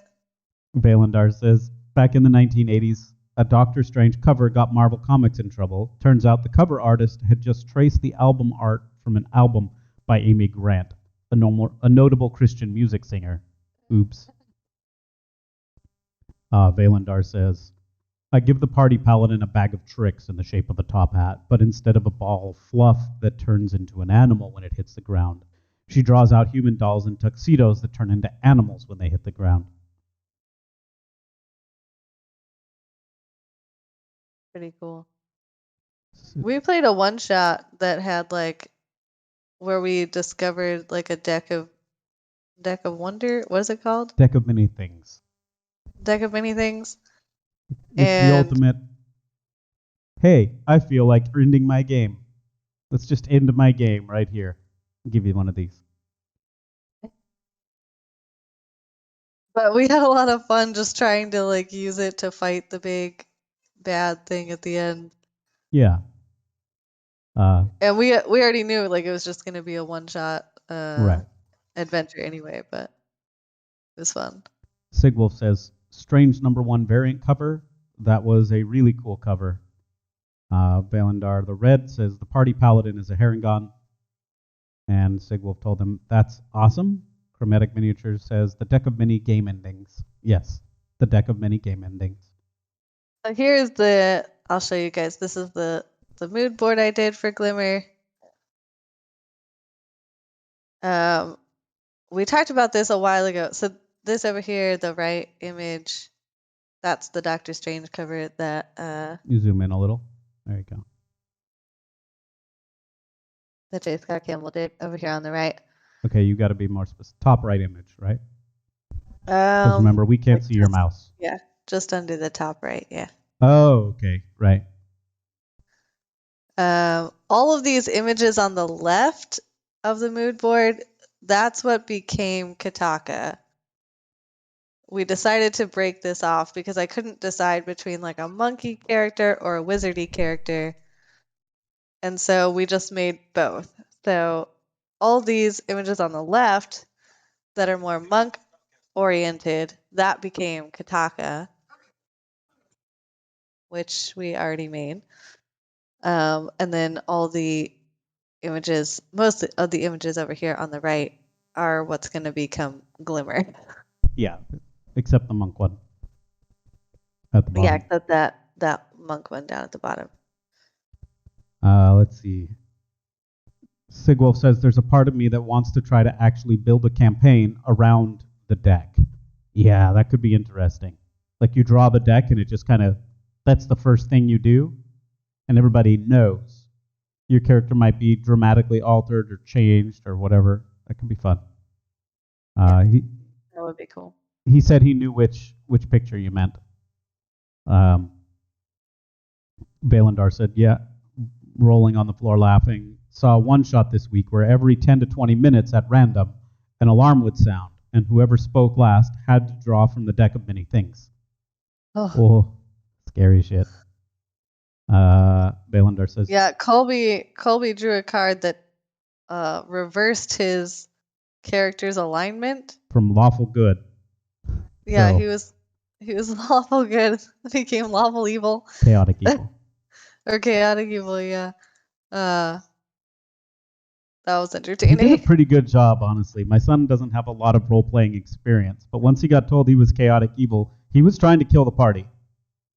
Yeah. Let's see. Valandar says the characters on that cover is Clea, by the way, Doctor Strange longtime love interest, and niece of Dormammu. Ah. Uh, Valandar said, except Ty Lee from Avatar. Not that one. Not using Ty Lee from Avatar. Correct.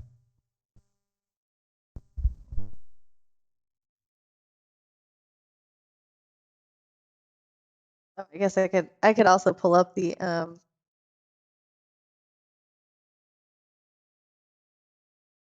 Glimmers concept art that we did. Yeah, that's a So good idea. We did do concept art on this. so this one on the right here, this is what was became Kataka, and then this one on the left here is my plan for Glimmer Yes.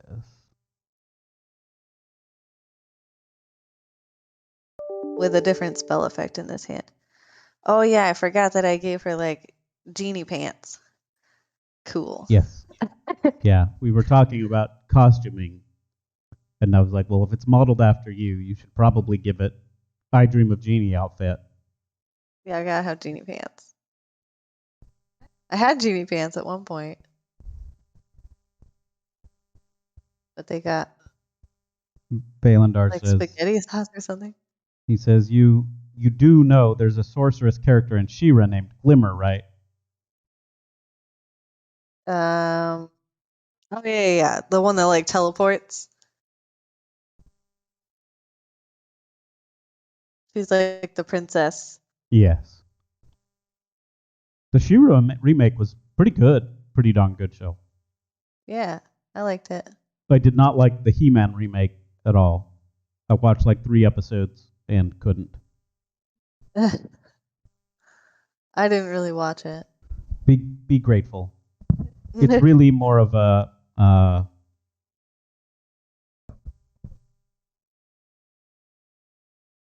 they're just trying to push the male ineptitude, female empowerment angle in a in a He-Man series, which made total sense for the She-Ra.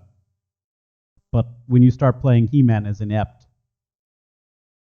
Yeah, and that's pretty dumb. the bumbling guy that has to be saved by Tila all the time, you've mangled He-Man. That's frustrating.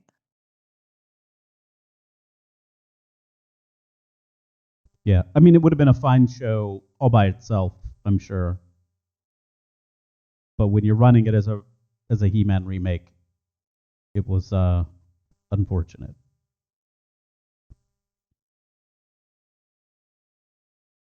But I think you saw all the She-Ra stuff, right? A couple times. You really liked that show. Yeah, I think I watched it all. I really liked the boy Archer character. I thought he was really cool.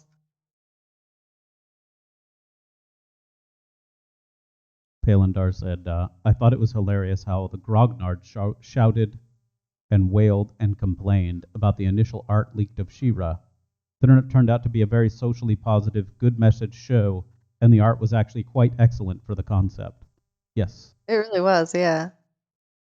Yeah, the art direction in that show was really good. Sigwolf said, I know, right? I was unaware the Grognards were up in arms about She-Ra. I didn't have any particular attachment to She-Ra from as a kid, but my sister watched it, and I watched it sometimes because you have one TV. Right, right. But it was good. I mean, as a kid, it was fine. But the remake is great. If you have not watched it, and you're not opposed to getting your entertainment in the form of a cartoon, it's worth watching. If you're opposed to getting your entertainment in the form of a cartoon, I have to ask why you're in my channel.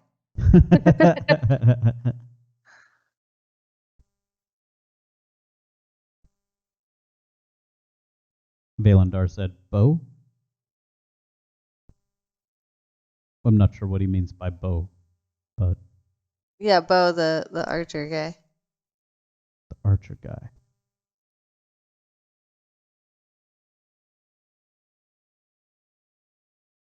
Yeah, he had kind of like an Eros motif. Uh, It was cool. I dug it. Sigwell said, yeah, there was a lot of stuff early on, and a lot of it distilled down to adult men whining that She-Ra wasn't sexy anymore. Oh, Yikes. But I mean, she's a kid, so I guess they can get out of here with the pedophile complaints.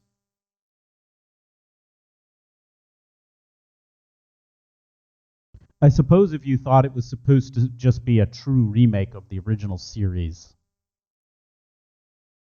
making her look like a little girl would be problematic.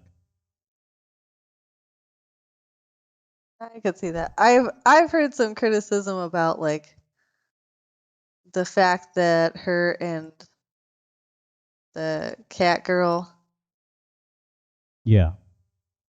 were like a thing. Valander said the modern She-Ra is the absolute favorite show of one of my best friends. She's asexual slash panoramic. Pan What? panoman pan panromantic. That's the word. Panromantic.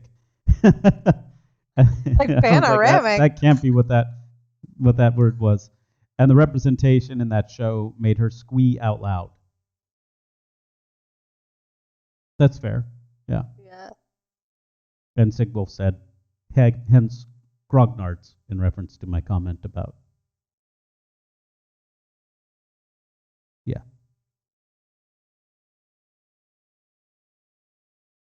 They've Yeah, but I thought it was like it was very tastefully done. There wasn't anything like, you know, ob- obscene or like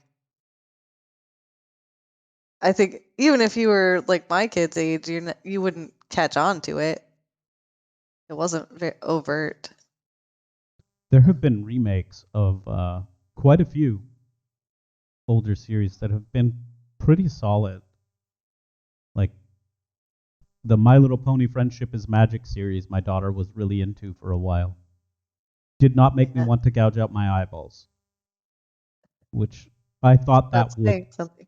Yeah, I really thought that would have driven me nuts. But I like that show. That was a good show. it's not my style of show, but it doesn't bother me if it's on. I don't like my kids watch Gabby's Dollhouse.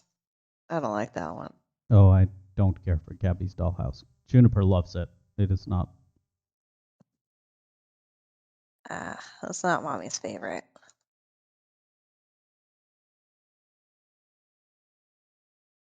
But actually, one of the ones my son watched, and he's gone back to recently, was Dino Trucks, Mm-hmm. and that's actually a really good one too. The writing for it is really good, and the characters are really cool. Valandar said, that's because the characters in She-Ra were characters, where their preferences, ethnicity, etc., were just something that was part of them, not their full character description, like the gay friend or the bisexual villain, etc.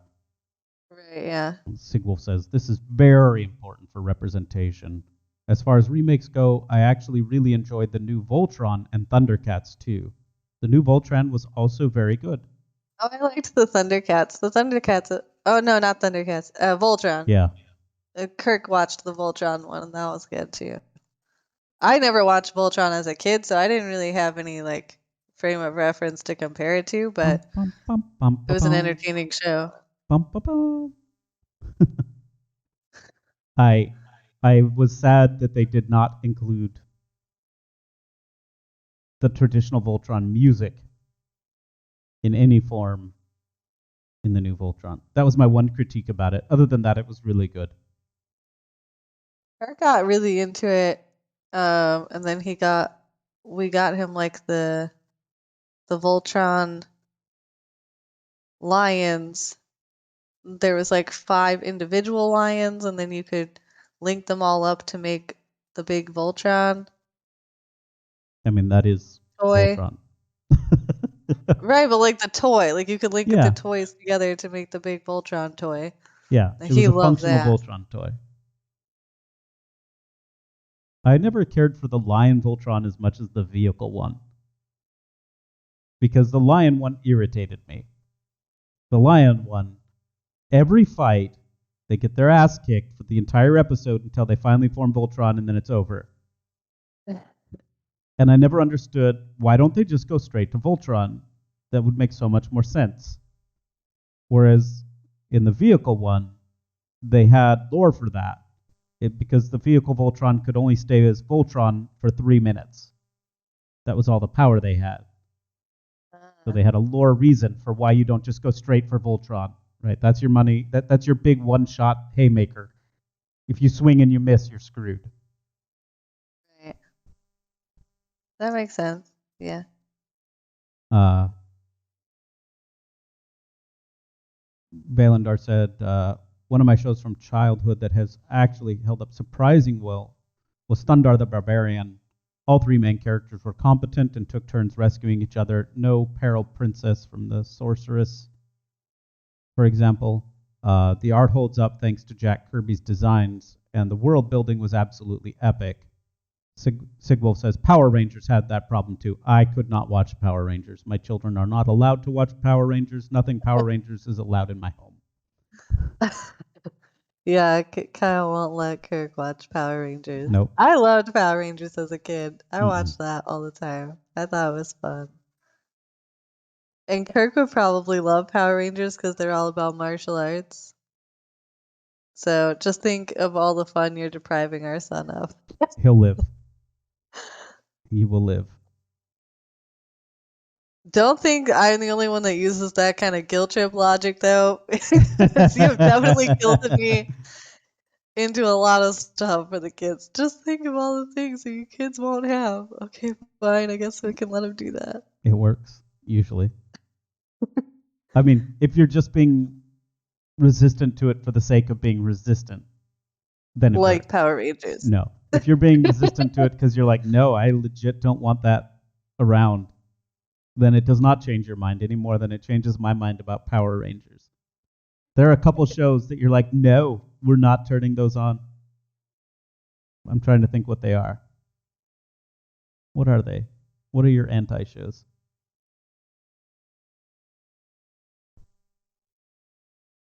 I don't know. I can't think of any. The kids got really into Naughty for a while, which is a terrible name for the show. Yeah. It's spelled Noddy, but like when your 5-year-old asks you to put Naughty on the TV, it Yeah. doesn't sound good. And I'm like, please, I really hope they're not over at somebody else's house and say that. Like, Yeah. Valandar said one episode of the original Five Lion Voltron addressed why they didn't go straight to Voltron. Interestingly, the Lion Voltron was the third one.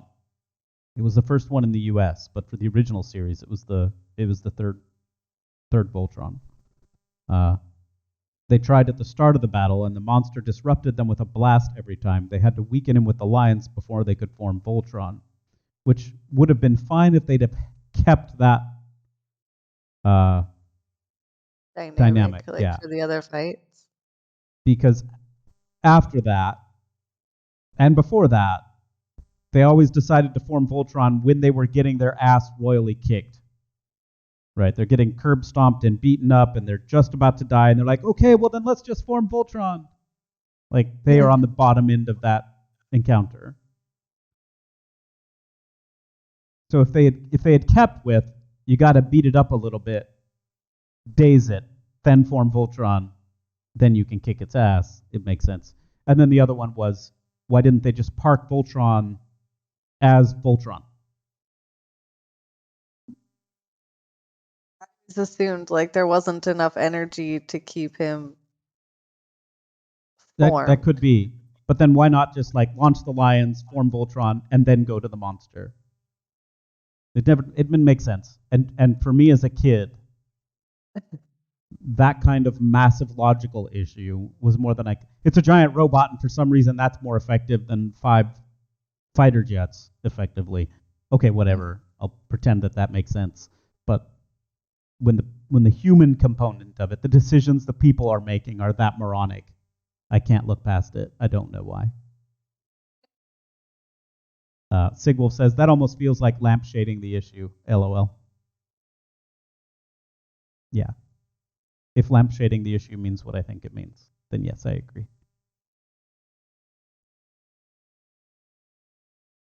The Lion Voltron was called Go Lion. The vehicle was called Dagger 15, and both were by different companies in Japan. The third planned, they couldn't get the rights for, and in Go Lion there was nudity, blood, death, etc. For example, Oh. Sven dies in Go Lion and is replaced by Freedom Fighter, by a Freedom Fighter. Oh. I had no idea that Voltron got so intense. Well, the original pilot of the Black Lion, even in the United States version, dies, and then Keith has to replace him. Didn't the Black Ranger die too? I don't know. Well, the Power Rangers were just a Voltron ripoff, a live action Voltron ripoff originally. So then the guy who, it was weird, the guy who flew the Red Lion took over Voltron. The guy who piloted the Blue Lion took over the Red Lion. And then the princess took over the Blue Lion. I thought that they couldn't switch because like they couldn't operate each other's lions. Yeah, that's something new in the new version. That the Oh, lions are okay. like personalized to them, which is Yeah. cool. Yeah. But they never changed uniforms. So the leader, the guy who piloted the Black Lion, still wore the red suit. And the guy in the Red Lion wore a blue suit. And then the princess wore a pink suit in the Blue Lion. Of course she did. Because you couldn't have the princess wielding the sword. She could be a leg. Real like. Valandar says Power Rangers is like 15 different T shows by different companies in Japan, with all the connecting story rewritten over here. That makes sense. They've done that with a lot of things. I didn't think Voltron was one of those. I know all of the Macross Saga. What is that called here? The what? The Macross Saga. I've never heard of it. It is Robotech. Robotech is 3 different Oh, series, all cobbled together to the same universe clumsily. Ajeba99 says, wouldn't the pants droop a little bit because nothing is holding them up? Yes. Yeah. yeah. They will. I'll get to that part. I promise. Just starting by making them form fit. I'm just like putting in some shapes at the moment. We haven't talked Just about to your get sculpt hardly at all. So I know. You want to talk about Voltron, so I didn't go there. You did. no, we were talking about old TV shows, but I think for me, one of the big ones was Rainbow Bright. Yeah. I loved Rainbow Bright. That was like the best. Valandar said Macross is one company, then Southern Cross was the second gen, and they were going to use Super Dimension Century Orgus as the third, couldn't get the rights, and switched to Mosopedia for the third gen. Yeah.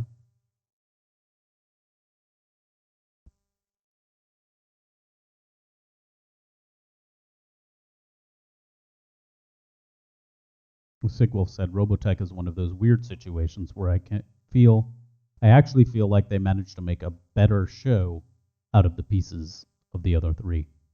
And I don't know that that's incorrect. I think you're right. Because I've watched the originals and they're okay. I mean, Robotech didn't hold up too well with age, right? Being older, it was rough to go back and rewatch. But as a kid, I really enjoyed Robotech. They haven't redone Rainbow Bright, have they? You were talking about Rainbow No, Bright. no redo. I really wanted, like, I was really hoping that they would do that one when they redid My Little Pony, and then they redid I think they redid Sailor Moon, Aren't they always redoing Sailor Moon? I don't know. There was like something with Sailor Moon, and I was like, this is it. This is the time. They're reviving all of these shows from the same time period. And Rainbow Bright's got to be next. And then they came out with the show Rainbow Rangers on Oh. Netflix, which is terrible. It is the worst show. Like just the worst. Um so no, we're not watching that. Valandar says Sailor Moon was going to be turned into a disaster, all capitals disaster, if the original Yeah. plans had held true. It was going to be a live action story with the superhero scenes being the animation from Sailor Moon. And one of the characters was going to be in a wheelchair. What? That goes back to adding in diversity just for the sake of diversity to the exclusion of story or character. That's my Right, big pet yeah. peeve. Like Have all the no. diversity that you can fit reasonably, but don't negatively impact the story in order to apply diversity. Yeah, that's unfortunate. Valander said they're not redoing Sailor Moon, they're just finally translating the next series. I never watched it, Uh which is weird. I probably would have, but it just struck me as a girl show as a kid, so never tried it. It came on after Voltron, or no, Robotech, and then I would go outside and play. I the only show I remember in terms of like when it came on was Wishbone and Bill Nye the Science Guy, Mm. because it would be Bill Nye the Science Guy, and then right after that, Wishbone would come on, and that you had time to finish Wishbone before dinner was ready. Palandar says the only reason I know as much about Sailor Moon as I do is one of my friends is a voice actress who did occasional incidental background voices for Sailor Moon. Oh, cool. Uh, the ones I remember most for the timing are Airwolf and Knight Rider because they both came on at 7 o'clock, which was my bedtime. But if I was good, I was allowed to stay up and watch Knight Rider or Airwolf. So on days that Knight Rider or Airwolf came on, I was extra good. Let's be good all the time. Knight Rider was a much better show than Airwolf. I agree, Valandar, but I liked them both. Uh, the replays of Knight Rider are better than the replays of Airwolf because the Airwolf, if you go back and watch it, it's the exact same episode 130 times or however many episodes there are. There are like 8 episodes that are different in any way, shape, or form. But the original concept for Knight Rider was just really, really good and so well cast.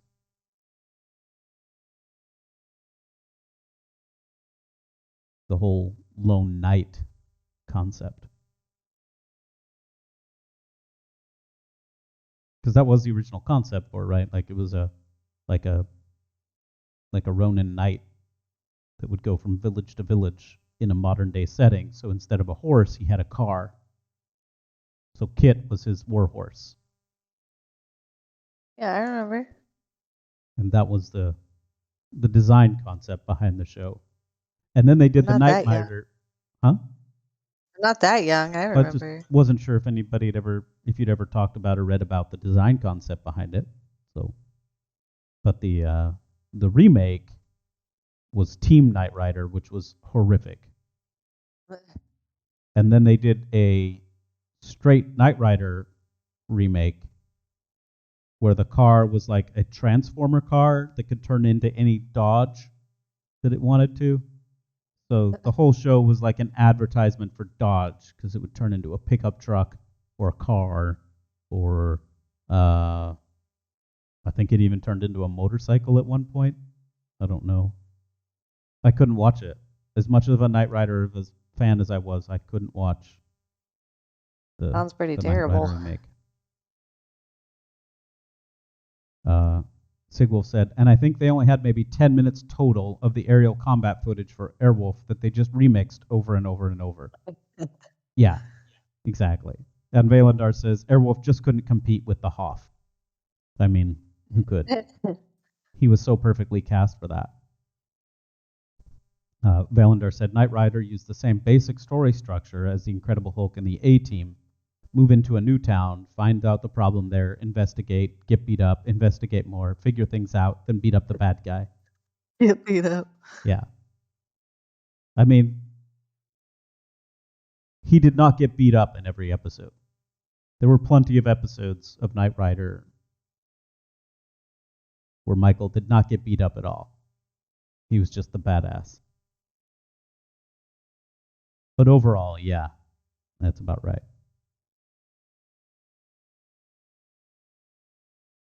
And a lot of the Knight Rider episodes were ones where Devon sent him to the town to go solve a problem because somebody needed help and had asked for it. So more of the A Team not go look for the problem.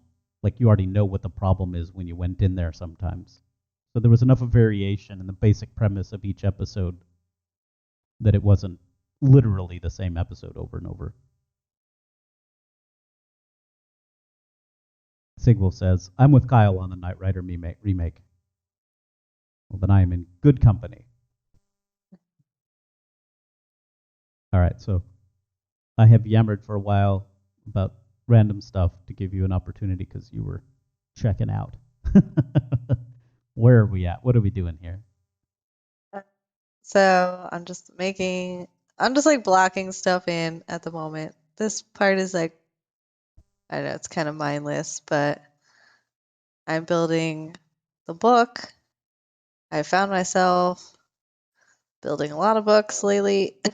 Yeah. um, but I want to make, so this is kind of like, maybe it's a good thing, but when I find myself making a lot of the same types of things, like I've made a lot of books lately this year. I've just sculpted a lot of books. Um, I try to like find new ways of making them that makes it interesting for me. Yeah. And so for this one, I'm gonna do it like much more pages are flying around, like nothing is laying down flat. It's all just sort of levitating. All the pages are kind of like A little spread more like out. the Lunette bust book. Yeah, that one is like pretty dense in pages, Yeah. and they're all sort of tattered and textured from being worn out. This one I want to be like maybe a little less dense in the number of pages, but more like spread out Just be careful for span. sculpting. Do you have a plan for how to sculpt splayed out pages? Yeah, I got a plan. Okay, Don't worry. cool. I got a Uh, plan. let's see. I Draw Caroline says, I do not know how you do hands and feet so well. I'm in awe. We're just gonna pretend like that's true. You've gotten way better. I wish we still Oh had some of gosh. the old streams from like a year ago I'm where so bad. I'm so bad, guys. Like practice.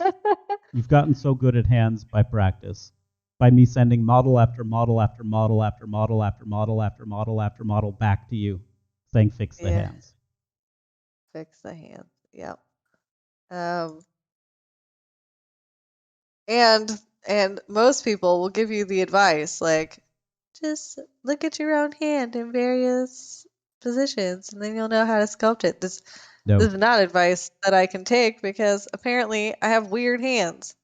So Yeah. every time I try to sculpt my hands, Kyle's like, "What is this wonky hand?" And I'm like, "My hand does that." And he's like, "Oh God, your hands are so weird. Stop sculpting your hands." Your hands so don't make sense. so I guess I have weird hands You know how older Chinese and I can't sculpt my own culture hands. They would wrap So, their feet to deform them yeah, as they grew. yeah, I think you wrapped your hands as you were growing. I didn't. I did not do that. This one, I'm gonna have a different base on this one. Um, if you can see in my concept art, I'll bring that back over so you can see what I'm talking about.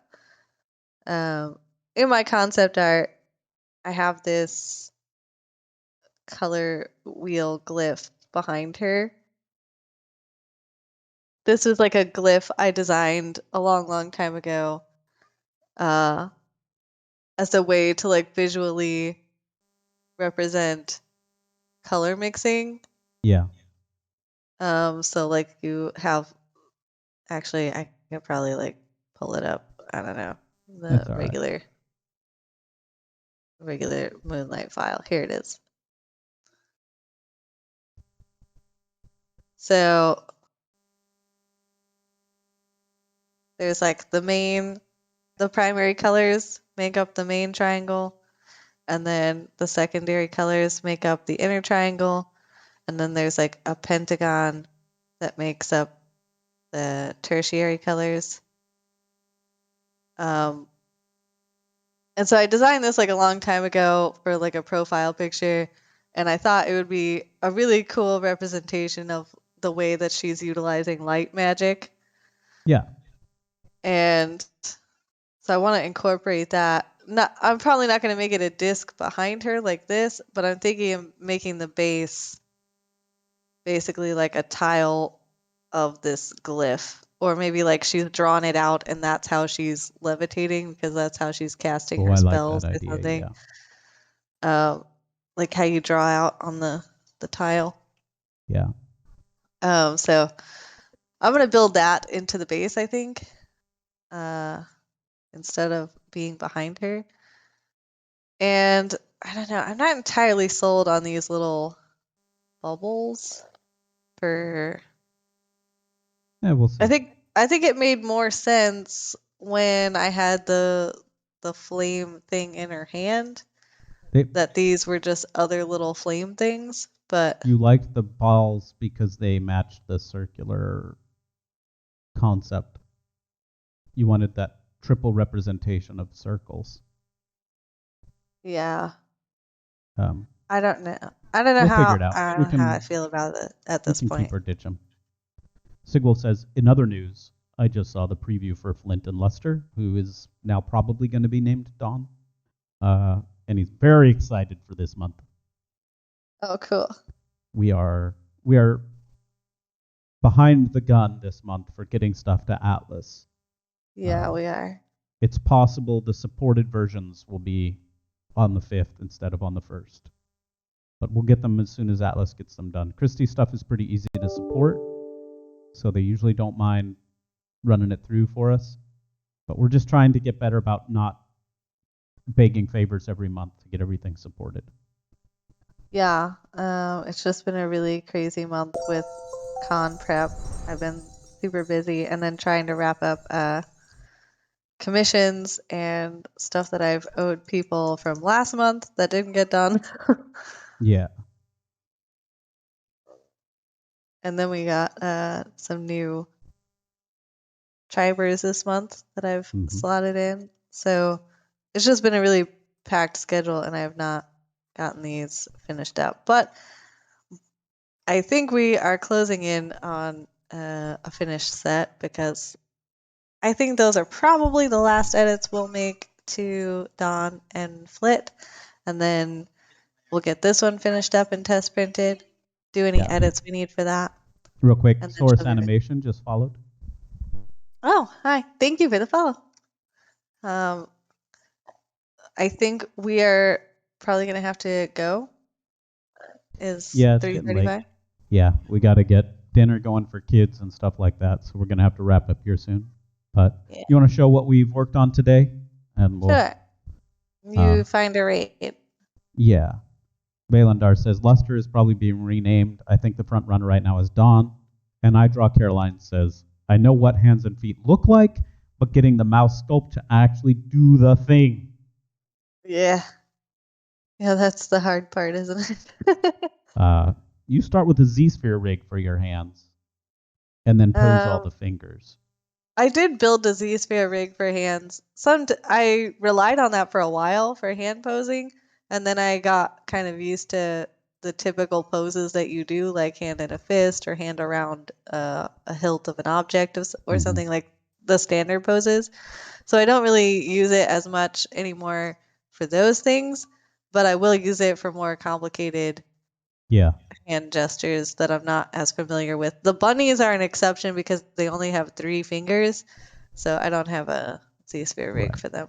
But Now I also know the gal who does all the cats. Her name, help Christy. Anna, Kana Minis. Yeah, she does. She has on her. I don't remember what site, but she has a bunch of hand IMM brushes, which is oh, just you put your cursor on the stump of an arm and you drag it out and a hand appears, which is pretty slick. And then you can adjust it, neato. tweak it, pose it, whatever. And she's got, I think it's like $5 for the pack, and it's like 20 different hand poses or something like that. Kona minis. Kawna. Yeah, that. Kana. KAWNA. That's pretty cool.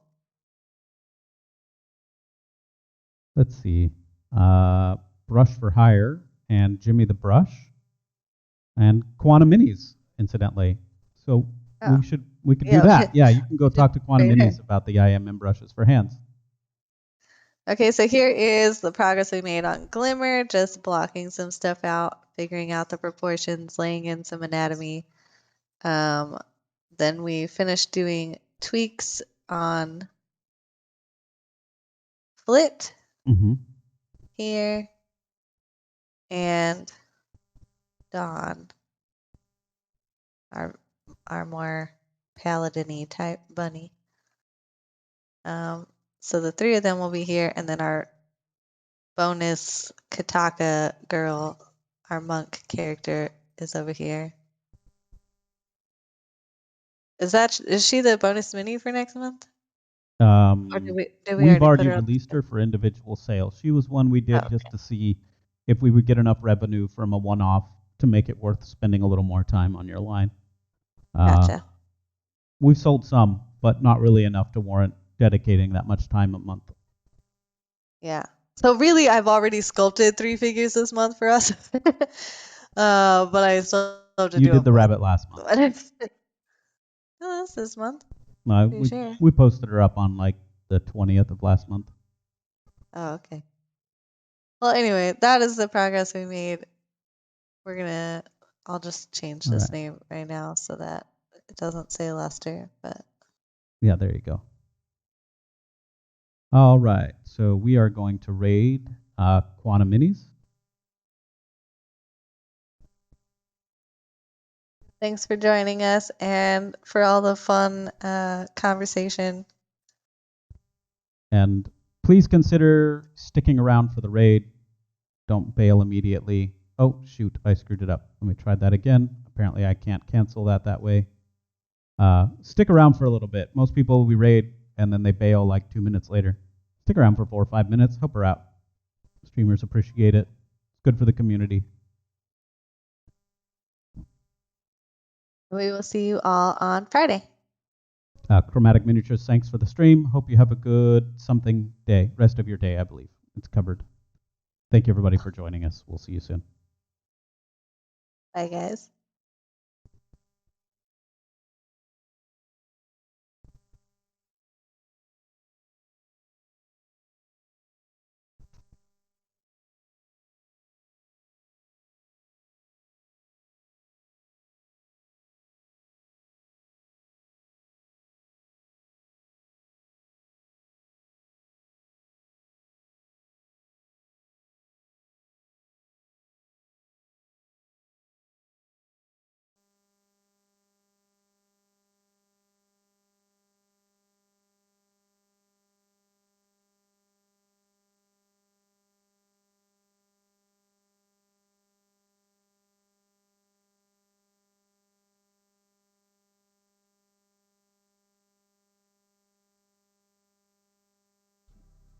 But you think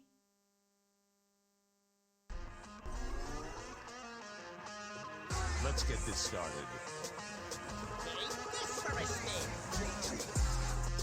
Success.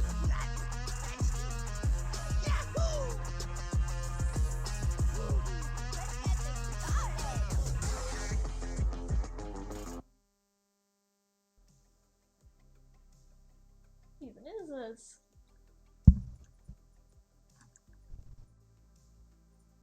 Gonna stitch that. Valandar the Red, welcome on in. Welcome on in.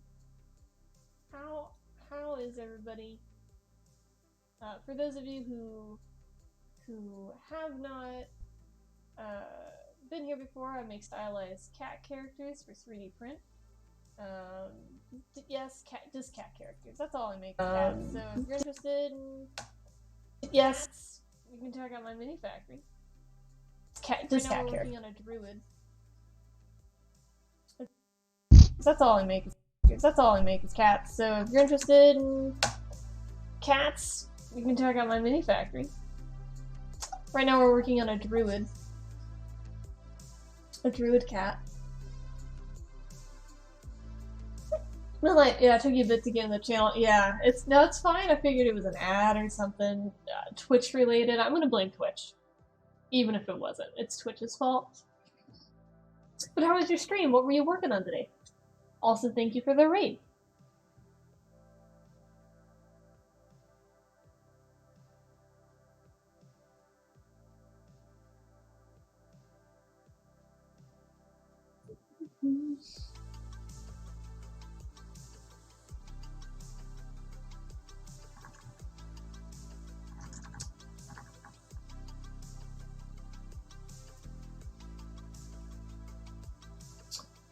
Bunny folks, nice. Why did you say midnight? Look, I just assumed it was moonlight and I wasn't gonna correct you. One of your viewers was asking about hands. Oh, yeah. Hands. Hands are fun. I haven't had to make a hand in a long time, actually. My ears! Oh, you can't see this. These are real. These are my real ears. They didn't just fall off. So, okay, Moonlight, hold on a second. Wait, don't go anywhere. Don't go anywhere, stay right there. Hold on.